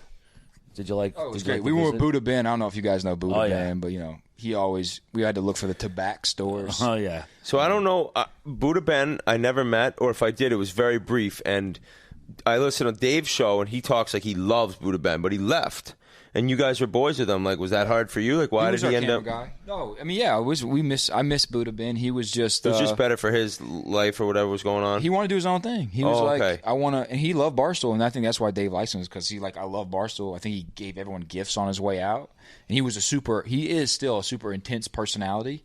And lives for smoking weed, right? That's all he likes to do is smoke weed. Yeah. Sometimes he doesn't give you a heads up when he rolls it with those tobacco papers, and then you feel like you get the bed spins 10 minutes later. Yeah, exactly. So, yes, exactly. So, but anyways, he's a great guy, but he's wanted to do his own thing. Music videos. He's like doing art and stuff now. He might be in the NFT game. I think he bought some Bitcoins. You guys got Bitcoins? No, dude. I actually, when Bitcoin became a thing, right after my son was born, so it was like December 2017, my brother came over.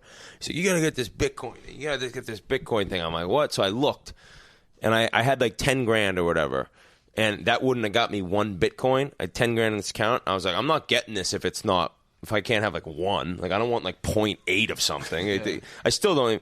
So he's like, all right, buy Ethereum. So I like put 10 grand into Ethereum, and I was like, whatever. He's like, just wait for a couple years, and then like 2 years later, maybe a year ago, I looked and the 10 grand was worth like 900. I'm like, what the fuck is this? I texted him. And then randomly, just fucking probably in the last 2 months, I looked, the 10 grand's 29,000 now. So whatever's going on with Ethereum and Bitcoin and all that shit, I don't know, but I'm kind of all in. Still now, that doesn't get me enough to buy one Bitcoin. I still can't get the one Bitcoin. You should have sold. Bitcoin, yeah. Sounds like it's like an avatar shit. Two, I don't know. I just don't understand it, but I know it went back down, and when it went back down, obviously that would have been the time to buy it. But talking to a couple guys who play in the National Hockey League who were like Instagram storying it, I was like, where do you think this is going? I don't want to. Miles Woods. Was he? Yeah, he was Instagram storying. I said, where do you think this is going? He goes, I think no less than $500,000 a coin. I would agree with that. What? My guy, this is actually so I'm not really a huge. This is a weird thing, but I'm not a huge hockey fan, but I'm actually like the number 2 biggest Islanders fan. Oh, you like the Islanders? That's our least favorite team. He's number 1. I give credit where credit's due, but I'm probably number 2 or 3. What made you love the Isles? Well, I'm friends with. I got to meet Brock and Letty. Okay. And so I just root for them because of those guys. But Brock is super into Bitcoin too. And so I think he has a lot of Bitcoins. Is it Brock Nelson? Brock Nelson. Yeah. So he's big into it. Do you have any? Dude. It's that a private everything I question? own. Everything I own is in Bitcoins. Come on. No shit. It's like some people are like, well, the So can experts you say take put money 2% out? Like, in. are you like? Can you use it as like an ATM, or if you need to take some of the Bitcoin out, like 0.01 of the Bitcoin? No, dude. Why would you think about what you just said? If you just went from 10 grand to 29 grand in 2 years, think about It was like 3 years. 2 more years. Yeah, I know, but like then 3 you years even, dude. So, but I'm saying We're gonna get whatever you 4 make and years. put away, you can't touch. Like, when can you touch it? You can touch it whenever you want to. I know, But so why when would will- you? Never. This is the thing that people don't get. Bitcoins, they say, and I'm a sucker for like any type of. Basically, you guys could convince me anything right now. I'm pretty much just a Yeah, I'm sucker a pretty in general. Sell your guy, too. Bitcoin. Yeah, but No, but I know nothing about they it, though. say the experts say eventually Bitcoin will be the world reserve currency, so you don't got to sell it. So then you'd be like fucking king of the mountain, dude.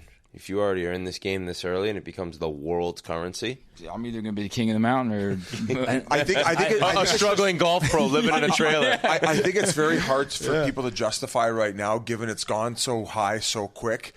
But also considering it did go to, I think, 20 to 25,000 at one point, and then it went back down to 3,000. Yeah. So people were like, "Oh shit, okay, we predicted the volatility. They saw the volatility, and then." It's made that other group of people weary of it. But the people who stuck with it, I think, will definitely be rewarded. It's just hard for me to. It's like, oh man, 55 grand or But whatever. you don't have to get. coin. You don't got to get the whole coin. Oh, you don't have to. No. Whole coin, that's for rich guy stuff. You just got to get in as much as you can. I say I got Bitcoins. That doesn't mean I got Bitcoins. We have this guy who It means follows I the just podcast. got everything I have inside. You got of, like quarters of. We have I one got guy. like less than you guys, but We have one guy who listens to the podcast. He actually donated 10 grand to the ECHL Player Relief Fund, like, just because he's a solid follower. I think his name's Wealth Theory on Twitter, but. I reached, follow this guy. I think you follow Wealth, yeah. So he was like, he's been bullish on it. I DM with him every now and then. I'm like, what do you? He's got, I think, 66 coins right now. He says, I want to get to 100 coins, and I think he's got a cost base probably around 30 grand. So like at this point, I'm like, okay, I think this guy's laughing. It's just, I don't know. I don't know. It's at this point in time, I still think the strong value is in land. People might think I'm crazy because it's tied to taxes, and the government essentially owns a slice of it. I don't know. The Bitcoin is. I don't know dick all about investing. And I'll say about Twitter, people like, if you need to like pass your Series 7 to talk about fucking investing on Twitter, the way people chirp at you, I just feel like someone's going to get left holding the bag at some point. Like everyone's buying in. That's how it's I almost feel. like there's, I don't know, say a pyramid element to it, but like people just buying in. At some point, someone's going to get fucked. Now, I think the whole thing is to, like, either pawn yours off or get other people involved. And again, I don't know a ton about it, so Here's another question. Someone's going to get screwed at some point. Here's That's what another I question. feel. Are they going to have to print more of it at some point?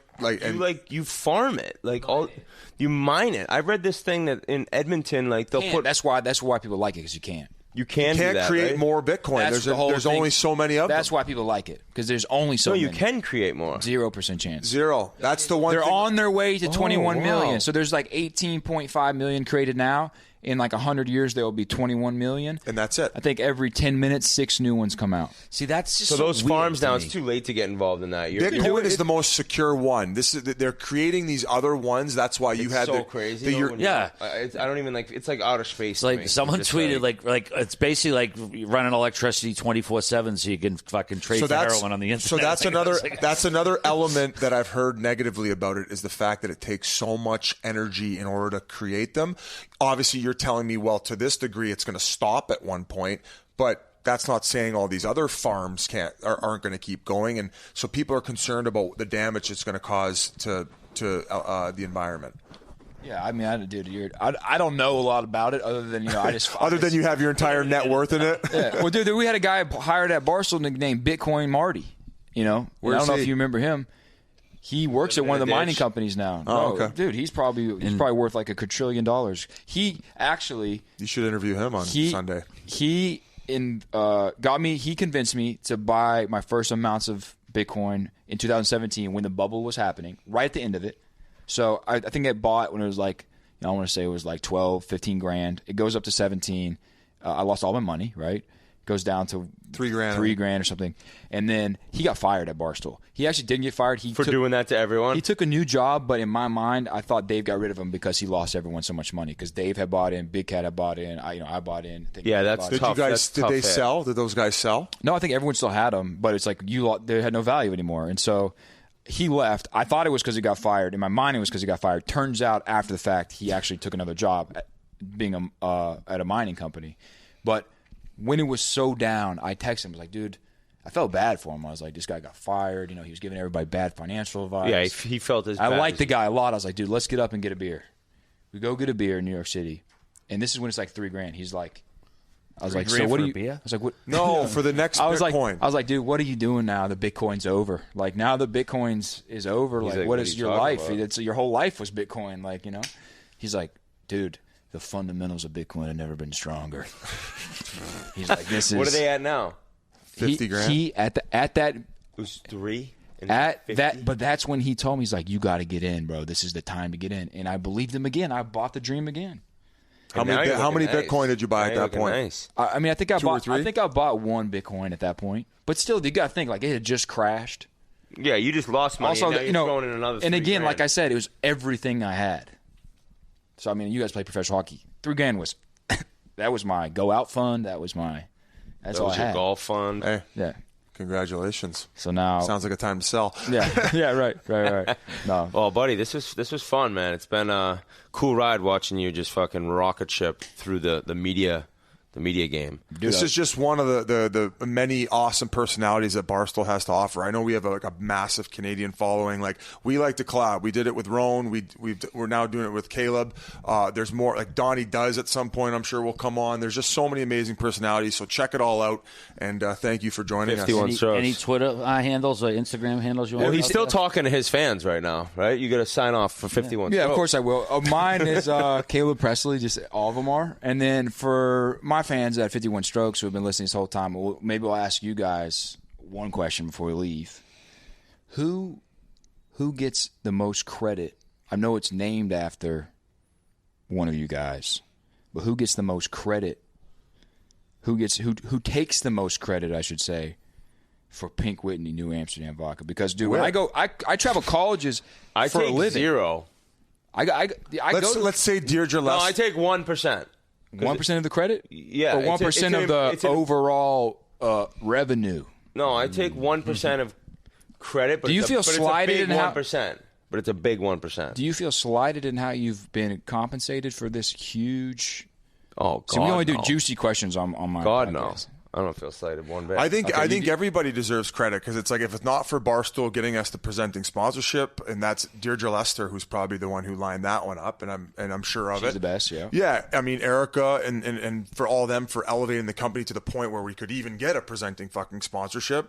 For RA, for Gurnelli, and for helping elevate the podcast. My wife and Biz were the final two. Like, and she was like, "Why don't you try to make this drink?" After he'd been saying it for weeks, I'm like, "If they're both saying it, gotta do it. We gotta try this." And then, the reason I ask is because I travel colleges as part of my job. I still do it. I'm 28 and I'm still going to colleges like almost every weekend because living the dream. During football season, I got to do the college football stuff. So this is the number one drink that people who. It doesn't matter if they know Barstool, they're hockey fans, if it's just some they don't know what the pod is a lot of Some do, some don't. But this drink what was is your shot? every college What was your shot in college when you do shots? If you had one usual one. Like mine was like Jaeger. What was yours?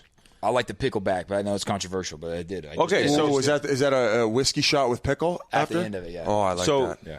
Either way, though, like if you're looking to just get a nice little buzz, like there's not Jaeger and whiskey is like, this is just like it. Quick, easy, no bad. I like the pickleback. You do? I like the pickle juice more than I like the whiskey shot. But that's just what they forced you to do it. But yeah, no, it's took it on a mind of its own. It's been unbelievable. And yeah, these college kids just love dummies. That's why we need to get them back in fucking class. Not because about the books. I need them to fucking keep butt chugging this shit. Just get them on campus. Open up the bars. Yeah, we don't come there in class. Open up the bars. Ski campus. All right, appreciate you guys. Hey, good luck to you, Caleb. Thanks so much, Caleb. You too, guys. Cheers. Thank you very much to Mr. 51 Strokes. I believe since this interview, boys, he might be Mr. 56 Strokes now. I think he played again and it didn't go well. And I didn't want to be the bearer of bad news because I love that guy. Caleb's a hell of a guy. Consider him a friend, but he has absolutely zero chance of being a professional golfer. I mean, maybe he could like play in a mini tour event and say I'm a professional golfer, but zero chance. And people say, oh, don't crush his dreams. I'm just a realist. Zero chance. But I do think he can get pretty goddamn good pretty quickly because he's athletic and he's really into it. You get the bug and you have some athletic genes in you, which that kid does. He'll be a single-digit handicap very quick. Speaking of single-digit handicaps, we played a couple good golfers in our most recent Sandbagger. That is dropping Wednesday at 6 p.m. Eastern time. That's right. Ryan's, what is he, your long-lost cousin, Ray Whitney? Yes. And yes. Mike Commodore. And folks, this is going to be a doozy. We play with them in Arizona. Finally, the last of our Arizona Sandbaggers will be dropping. Be there in the live chat. Last time, I think we got up to 8,500 people. The one before, we were at 11,000 with Yans and Hayes. This one, there's a lot of chirps flying. We are going to have a blast. Get your birdie juice ready. Wednesday, 6 p.m. Eastern. Ray the Wizard Whitney and Mike Commodore take on myself and my good pal, Mr. Pink Whitney. 5-1 in our career in the Sandbagger Invitational biz leading into Wednesday night. And I'll say this. Every guy in that foursome hit some amazing shots. 3 of us hit amazing shots. Another guy hit a good shot. And everyone hit some bad shots. So I think that the way the match played out, people are going to be into this. And Commodore, comedian. Wizard Whitney, smooth as silk. Take it all in, join us, and I'll be there on the live chat. I'll be chirping. I'll be chirping the people that are chirping me on the live chat. But I'm more than anything excited to share another invitational because these things are getting big. More on the horizon. Subscribe to the YouTube channel too, baby. Yeah, subscribe to that shit. We also got a mini putt video coming out where we went with boy, we're releasing that, huh? Oh yeah, when we dropping that, G, this next week? That will be dropped in the middle of April. Okay. That was fun. That golf course, I forget the name off the top of my head, but they were great golf course, mini golf course. That was a lot of fun. I can't wait to drop that either. It was more about the what do you call it? More about the ride than the destination. That one, I didn't care about winning. I just want to have a few. Oh yeah, you're that guy. I don't care about winning. Give him a trophy. I mean, did you see me playing? Participation ribbon. So folks, hey, I stink, so I wasn't trying. Grinelli said it. Subscribe to the YouTube channel. Means a lot. We're growing slowly. 166,000 people right now, and it just helps us out to create more videos for our fans. So check us out on YouTube. All right, boys. Before we get to the East, say goodbye to stressful student loan payments and take charge of your future with Earnest. Earnest offers low-rate student loan refinancing, and you can check your rate risk-free in just 2 minutes. With Earnest, you get radically flexible payments and you can pick your loan term. By refinancing, you can reduce your loan term, save money, or combine multiple loans into one simply monthly payment. And if you have questions, you can even talk to a real live human at Earnest for help. Isn't it time you stop feeling overwhelmed by your student debt? Earnest is offering our listeners a $100 cash bonus. Refinance your student debt at earnest.com/chiclets. Terms and conditions apply. That is EARNEST.com/chiclets. CHICLETS. Once again, you get a $100 cash bonus when you visit earnest.com/chiclets to refinance your student loan. Not available in all states. Terms and conditions apply. Visit earnest.com/chiclets for more details. Terms and conditions apply. Earnest student loan refinancing made by Earnest Operations, LLC, NMLS number 1204917, California Finance and Law License number 6054788, 303 2nd Street, Suite 401N, San Francisco, California, 94107. Visit earnest.com/licenses for a full list of licenses. All right, that was a mouthful. Let's move right along to the East. We had some goings on in the East. How about Ovi, man? On an absolute tear. He's got his 10th goal in his last 9 games after scoring 8 in his first 21. Capitals keep rolling along, 3-0 week. Ovi has 148 multi-goal games. The next highest active player is Sid with 84. That's a huge disparity. And of players with 700 or more goals, Ovi has the most goals per game with the .61. That's probably the most impressive stat that he has, Biz. I mean, you look at that list of goal scorers with 700, and he leads them in goals per game, man. In the era he's had to play in with goalies getting it as good as he's gotten, I think he's the greatest goal scorer of all time, just based on on how hard it is to score in today's era. And that's no insult to Gretzky. I do think that Ovi is going to play till he surpasses Gretzky. And I think the fact that anybody would have touched that record. If you would have said that coming in, I would have said, you're out of your fucking mind. It's crazy. He's like the Russian gas probably helps, but outside of that, dude, it is so nuts to think that he might get it. I'm not as sure as you yet, but that team, what the hell was I doing not picking that team to make the playoffs? What were we on that day, Biz? And like, I don't know, when you watch them play the way they are right now, you think that like Pittsburgh, I think they'd beat handily. I think they'd beat Boston pretty easy. I think their toughest test would be the Islanders, as much as it pains me to say, because they're so stingy defensively. But Washington right now looks so legit to come out of that division. I just question goaltending. It just hasn't been consistent enough, and but then again, yeah, everything else is clicking very well, and they look like the team to beat right now. And the fact that you went from them missing playoffs to they're going to handily win that division, you are a fucking clown, bro. You're a clown. Hey, we should sussy you from the pod for Wappy. If we're going on changing opinions, we're a fucking clown car that show up to the party and all of us climb out with noses, ears, and fucking spray painted hair. What did I change? Over the past 3 years, you want me to start listing? Yeah, I want you to. Give me an episode to do my research. Okay. Top of my head is not working as well as I wish it was. Let's go, baby. Haul the Leafs. Well, speaking of Ovechkin, the guy who he's been connected to his whole career, Sidney Crosby. Well, on Thursday versus Buffalo, Sid reached the 1,300-point plateau when he assisted on Jake Gensel's goal. Sid was the 8th fastest to hit that number, doing it in 1,017 games played. Imagine Gretzky did it in fucking 539 games. And a couple weeks back, Geno Malkin passed the 1,100-point mark. He's the 64th player to hit that, just the 3rd Russian-born player to hit that mark after Ovechkin and Fedorov. But as far as the Penguins, Biz, 3-0 on the week. They're now 3rd in the East. I think their goaltending settled down quite a bit. This is another team that looked like shit 2-3 weeks ago, and they've turned it on since. And, fucking 3rd in the division, pretty much locked in for a spot right now. So very impressive. And the goaltending's been helping out, given that they've got a couple injuries to their lineup. But yeah, just playing solid hockey.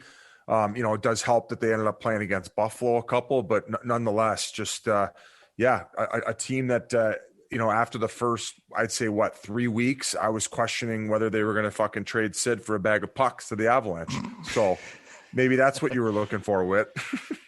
Yeah, that's one of the many. You just gave me my that'll be like number 7 on the list when I have to come with my list that you've had to change your opinion on different teams and players. The Crosby trade for their number 7th rounder. There's not even a 7th round anymore, I don't think. And the assistant coach is dog.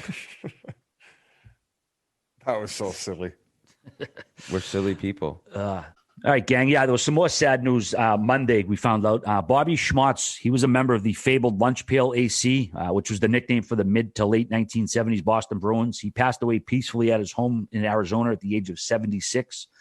Schmotz played 13 NHL seasons with Boston, Vancouver, Chicago, Edmonton, and the Colorado Rockies.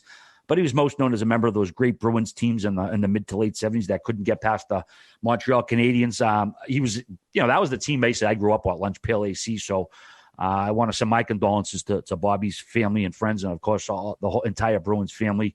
Anybody who watched the team in that generation, he was just a pretty reliable scorer. I think he got at least 20 goals every year he was in Boston. Part of a couple of those teams that went to the Cup. So Again, our deepest condolences to anybody who knew Bobby. He was certainly well regarded and well loved here in Boston. So, and speaking of Boston, Biz, them in New Jersey, they had a nice little battle Saturday. Mackenzie Blackwood absolutely owns the Bees, and New Jersey does too. They're 4-0-1 against the Bruins this year.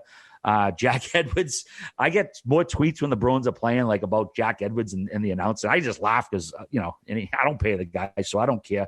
But he went crazy after that no call in the second. Should we roll it? Oh, yeah. This is one of the best clips I've ever heard. It finds Krejci. He gets tripped by Zacha. Obvious trip. And because it's on a power play, the refs put the whistles away.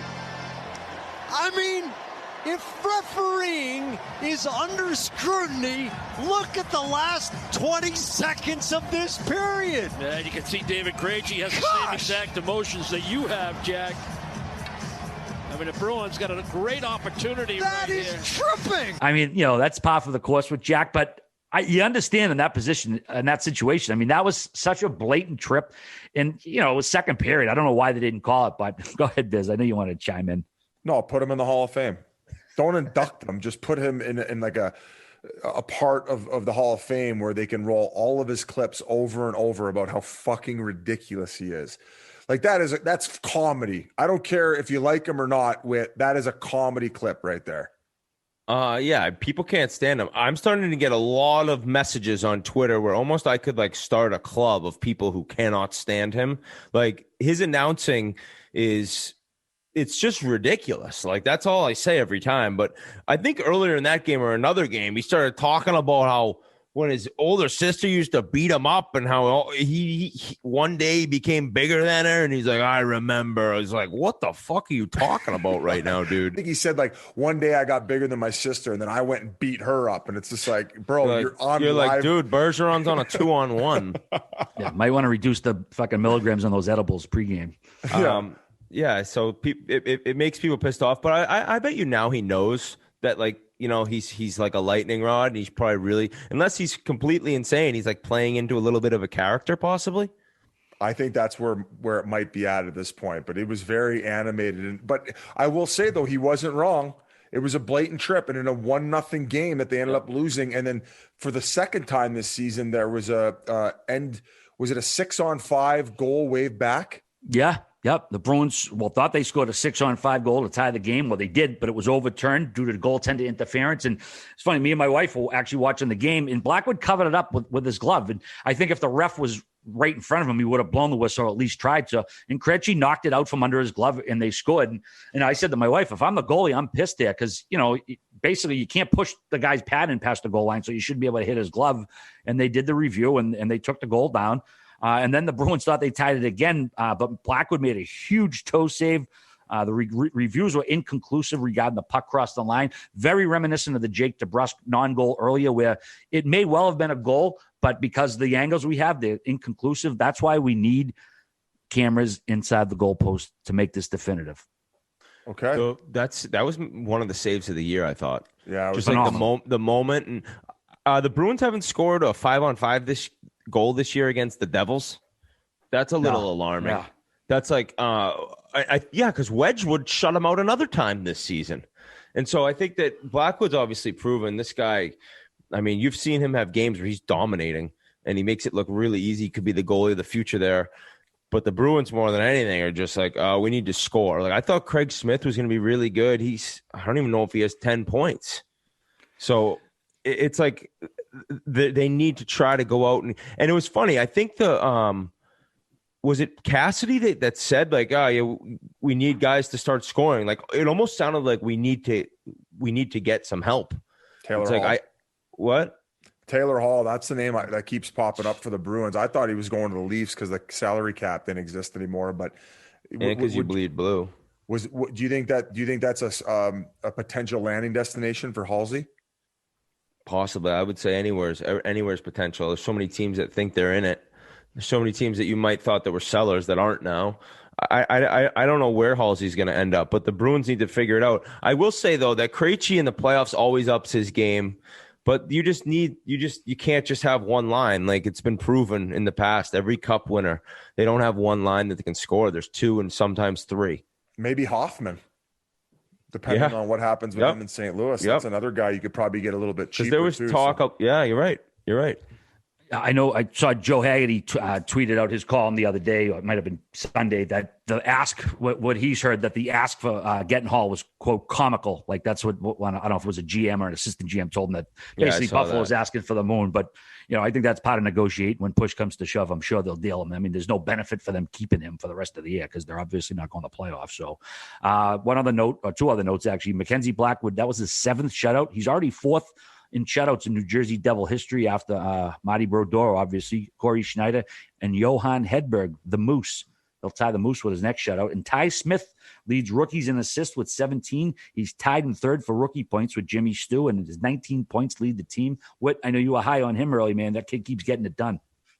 Yeah, he's really good. He's somebody that, being a first rounder a couple years back, it's like it's taken him a little bit longer, but that's totally normal. And you could see that the game comes pretty easy to him out there. It's somebody the Devils are definitely, when they look at like the future, he's right there. But the Rangers, dude, I got to talk about them quickly, just because you talk about defensemen. This Adam Fox. Yeah. Oh my God. You have to see the clip. I'm sure we can of when they had pulled the goalie against Philly on Saturday, and they're trying to tie it up. He actually made 2 of the best saves of the season, and he was like, first one he blocked a shot, next one he dove and blocked another one. Pretty cool clip if you can check that out. But like offensively, him and Zibanejad. All right, what's you texted the group, the Gretzky, what is it? Not comparison. 6-point games. He and Gretzky are the only 2 guys to have a natural hat trick plus 3 helpers in a game twice. Mika did it within 9 days. He's also the first to record 6+ points in consecutive games played against one opponent within a regular season. Owns the Flyers.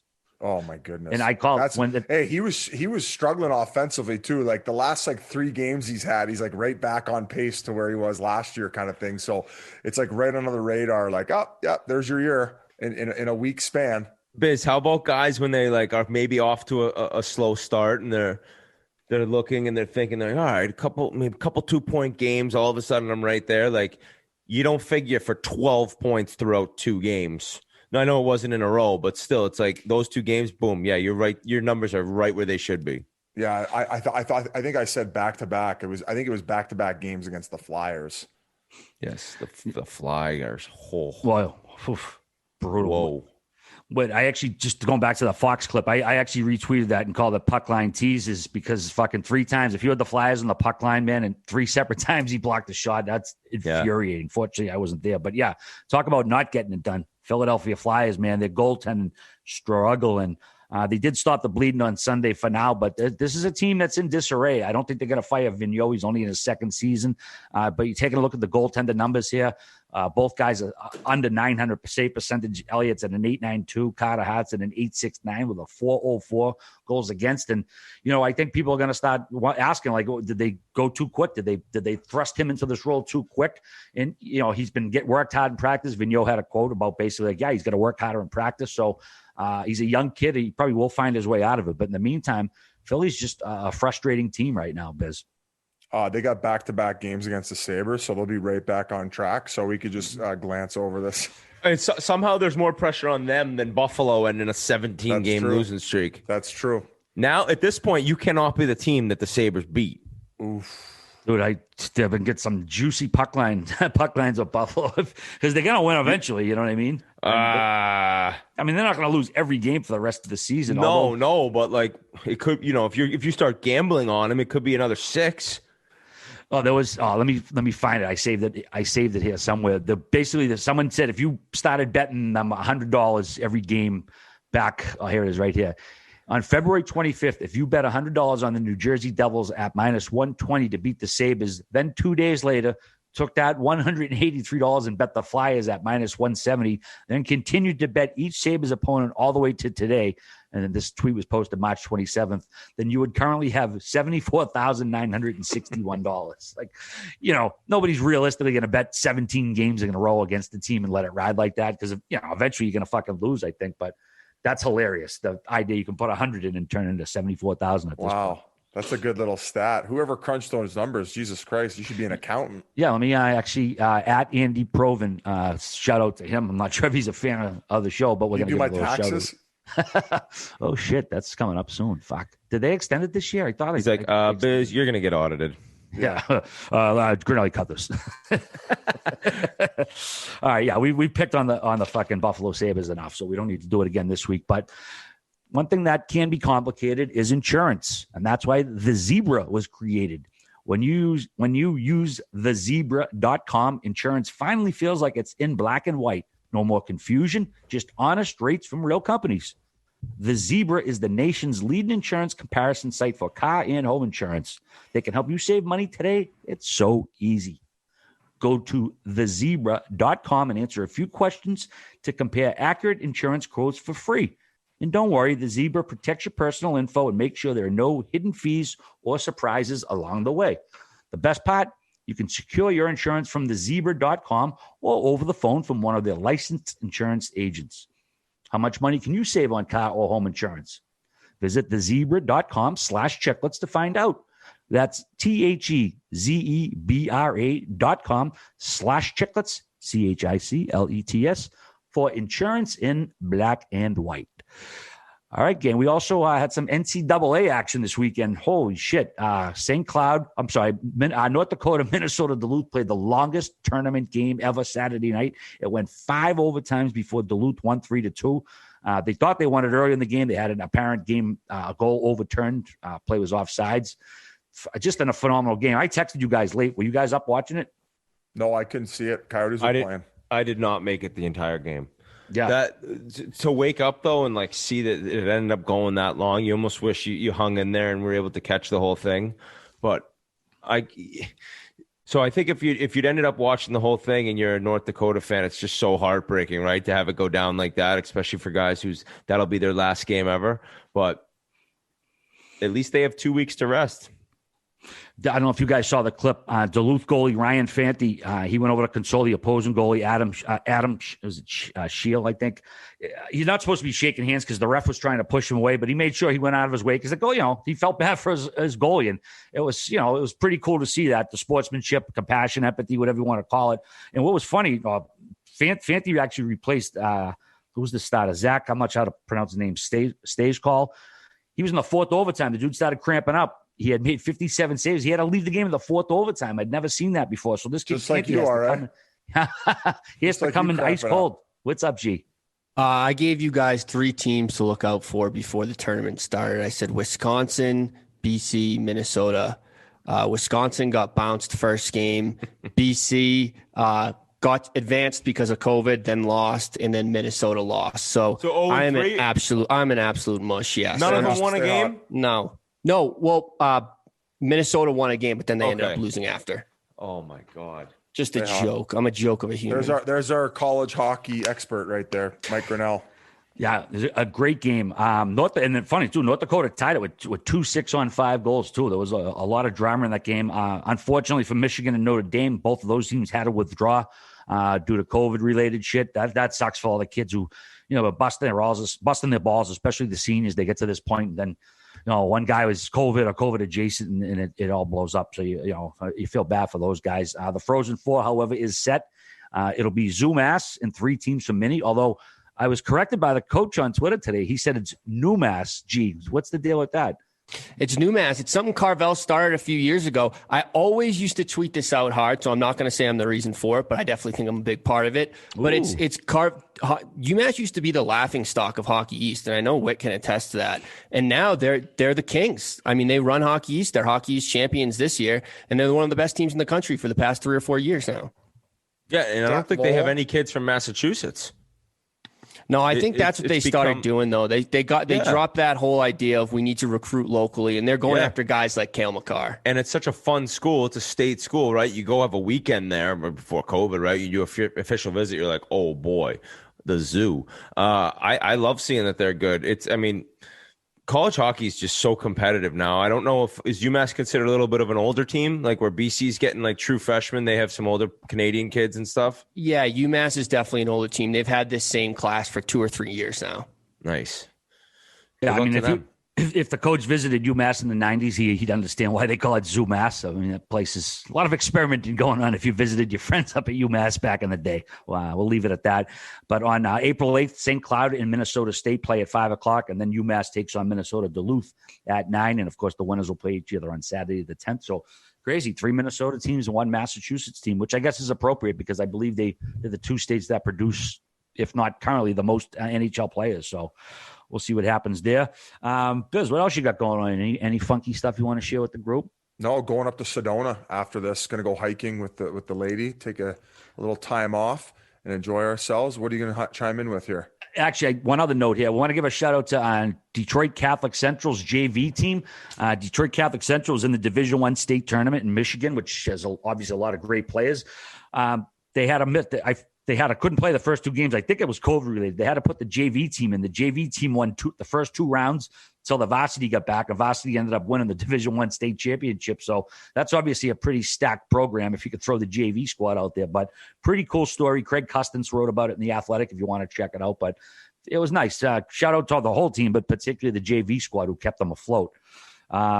Biz, when I prep for the show, I like to throw I usually listen to Miles Davis on my headphones because I can't listen to music with words because it rattles me when I'm trying to study. But jazz, I can just roll around with. If I don't listen to that, then I put on a movie. Last night I put on, I think it might be one of the most underrated and funniest movies in the last decade, The Nice Guys with Ryan Gosling and Russell Crowe. Have you seen it? No. Haven't seen it. I haven't talked about it a lot, and I just throw it on because it's good background shit. Ryan Gosling, it's one of the funniest performances in the last fucking decade. It's so fucking funny. It's set in Los Angeles in the 70s, and they're both private eyes, but their comic chemistry is unreal. This whole, I'm not going to get into the plot. It's a little convoluted, but it's on Hulu, man. Definitely recommend it. Go check it out. It's a fucking hilarious movie. The Nice Guys. It's on Hulu. Is it a comedy? I wouldn't call it. Yeah, it's comedy with a little bit of drama, but I mean, you laugh your balls off. Ryan Gosling, I knew he was funny. I didn't know he was capable of being this funny in a movie. Is that the handsome guy that was in Driver? Yes, Drive. Yeah. Mm-hmm. Or Drive? Yeah. He was also pretty funny in what's that movie when Steve Carell? Yeah. Great. Crazy Stupid Love. Yeah, Crazy Stupid Love. Yeah. Gosling was like the biggest baller in this movie, and he was just had some hilarious chirps on Steve Carell. Yeah, teaches him how to get laid, how to dress correctly. Yeah, good flick. I'm into Drive to Survive. Fucking A, people will write about this F1. It is awesome. I haven't watched a race. I'm not going to watch a race till I watch this documentary, but I'm into it. Wife's into it, and it's like these guys are like, you think I was talking to soccer players are like superstar divas. You got to see these drivers. And like their circuit around the world, Netflix, Drive to Survive. I don't even care if you hate car racing. I never liked it. I never knew anything. You will be into the way they produce this show. It's sick. I've been hearing a lot about that. It's in my queue as well. And if another auto racing movie, it's called Senna. It's a documentary about Ayrton Senna. He was an F1 driver, I believe, years ago. Again, I know shit about auto racing. Don't watch it. I put that doc on. It's hands down one of the best sports documentaries, one of the best documentaries I've ever seen, let alone sports. But if you're looking for like a doc that'll entrance you, check that out. And My Octopus Teacher, the one I gave out like a week or two ago, Biz, I've been getting a lot of good feedback on that. A lot of people have watched it. Huh? The guy who gets to crush the octopus a couple days a week. It's just top searched. Been getting some good love. What else, Biz? I know you want to say something. I got nothing else. I'm gassed. That was a long pod, and it's we had 4 Coyotes games last week. I had to work 2 back-to-backs too, so I'm gonna go enjoy a couple days off here, boys, and check out. So hopefully everybody enjoys the pod. Hopefully everybody enjoys the Sandbagger with Ray Whitney and Mike Commodore. And last thing I'll say is subscribe to the YouTube channel, like G said. I have one last thing to say. I got to shout out my buddy and his new company. It's not that new, but now it's buzzing. Chris Pelletier is a good friend of mine. He's a Navy SEAL for a long time. True legend what this guy's done in his life. And when he was finished out and he was finishing up his time in the Navy, he was working at Bud School where the Navy SEALs have to get through to become one. And he picked up a hobby of refurbishing putters. And he's grown this thing into a beast. So you got to check it out for me. If you're into like possibly getting your putter redone, you got to check out what they can do. They can do anything. They can lengthen it. They can paint it any color you want. Go to Siege Custom Putters. It's SIEGE Custom Putters.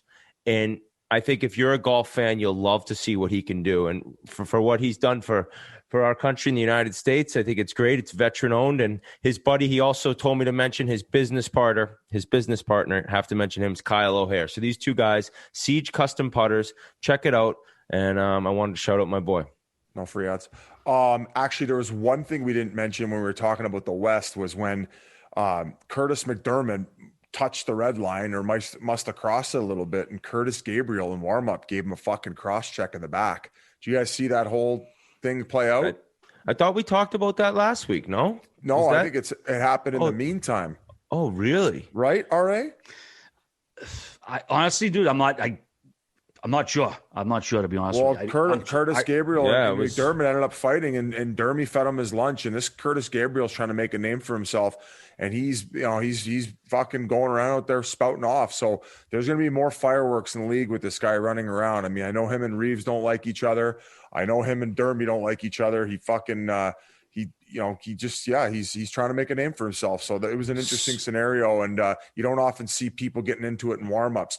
Although he got into it with Clifford like a couple weeks ago in warm-up. So that is true. Grinelli, so if it turns out we had this conversation last podcast, you're an absolute clown, Biz. Okay, fair enough. Okay. Actually, I got one last one. I wrote a blog Saturday night. It went up kind of late. It was the 40th anniversary of the debut of a movie called Thief. Michael Mann, who's directed Heat, Collateral. He's an A-list director. This was the first movie he had that came out in the theaters. Starred James Caan. It's one of my favorite movies of all time. I talk about it all the time, but I wrote a piece on it Saturday night on the anniversary. So it's on HBO Max. If you're looking for basically one of the best movies of the 80s, James Caan plays a thief. And he's looking for that like one last score before he settles down with a wife. The mob's kind of muscling in on him, but fantastic movie. Again, HBO Max, if you're looking to check out a great old movie that's been slept on by a lot of folks. You want to say something to me, Whit? No, what? You want to fucking apologize? Because it happened Monday night and we'd already recorded. So lick my fucking ball bag, bitch. Lick it. I'll take the L. I ain't licking that dirty ass ball bag. I'll tell you that for free, but I'll take the L. Lick my ball bag, buddy. I'll take the L. That's a hit. That's a hit from only one episode a week. I take full responsibility. End the pod. All right, gang. Have a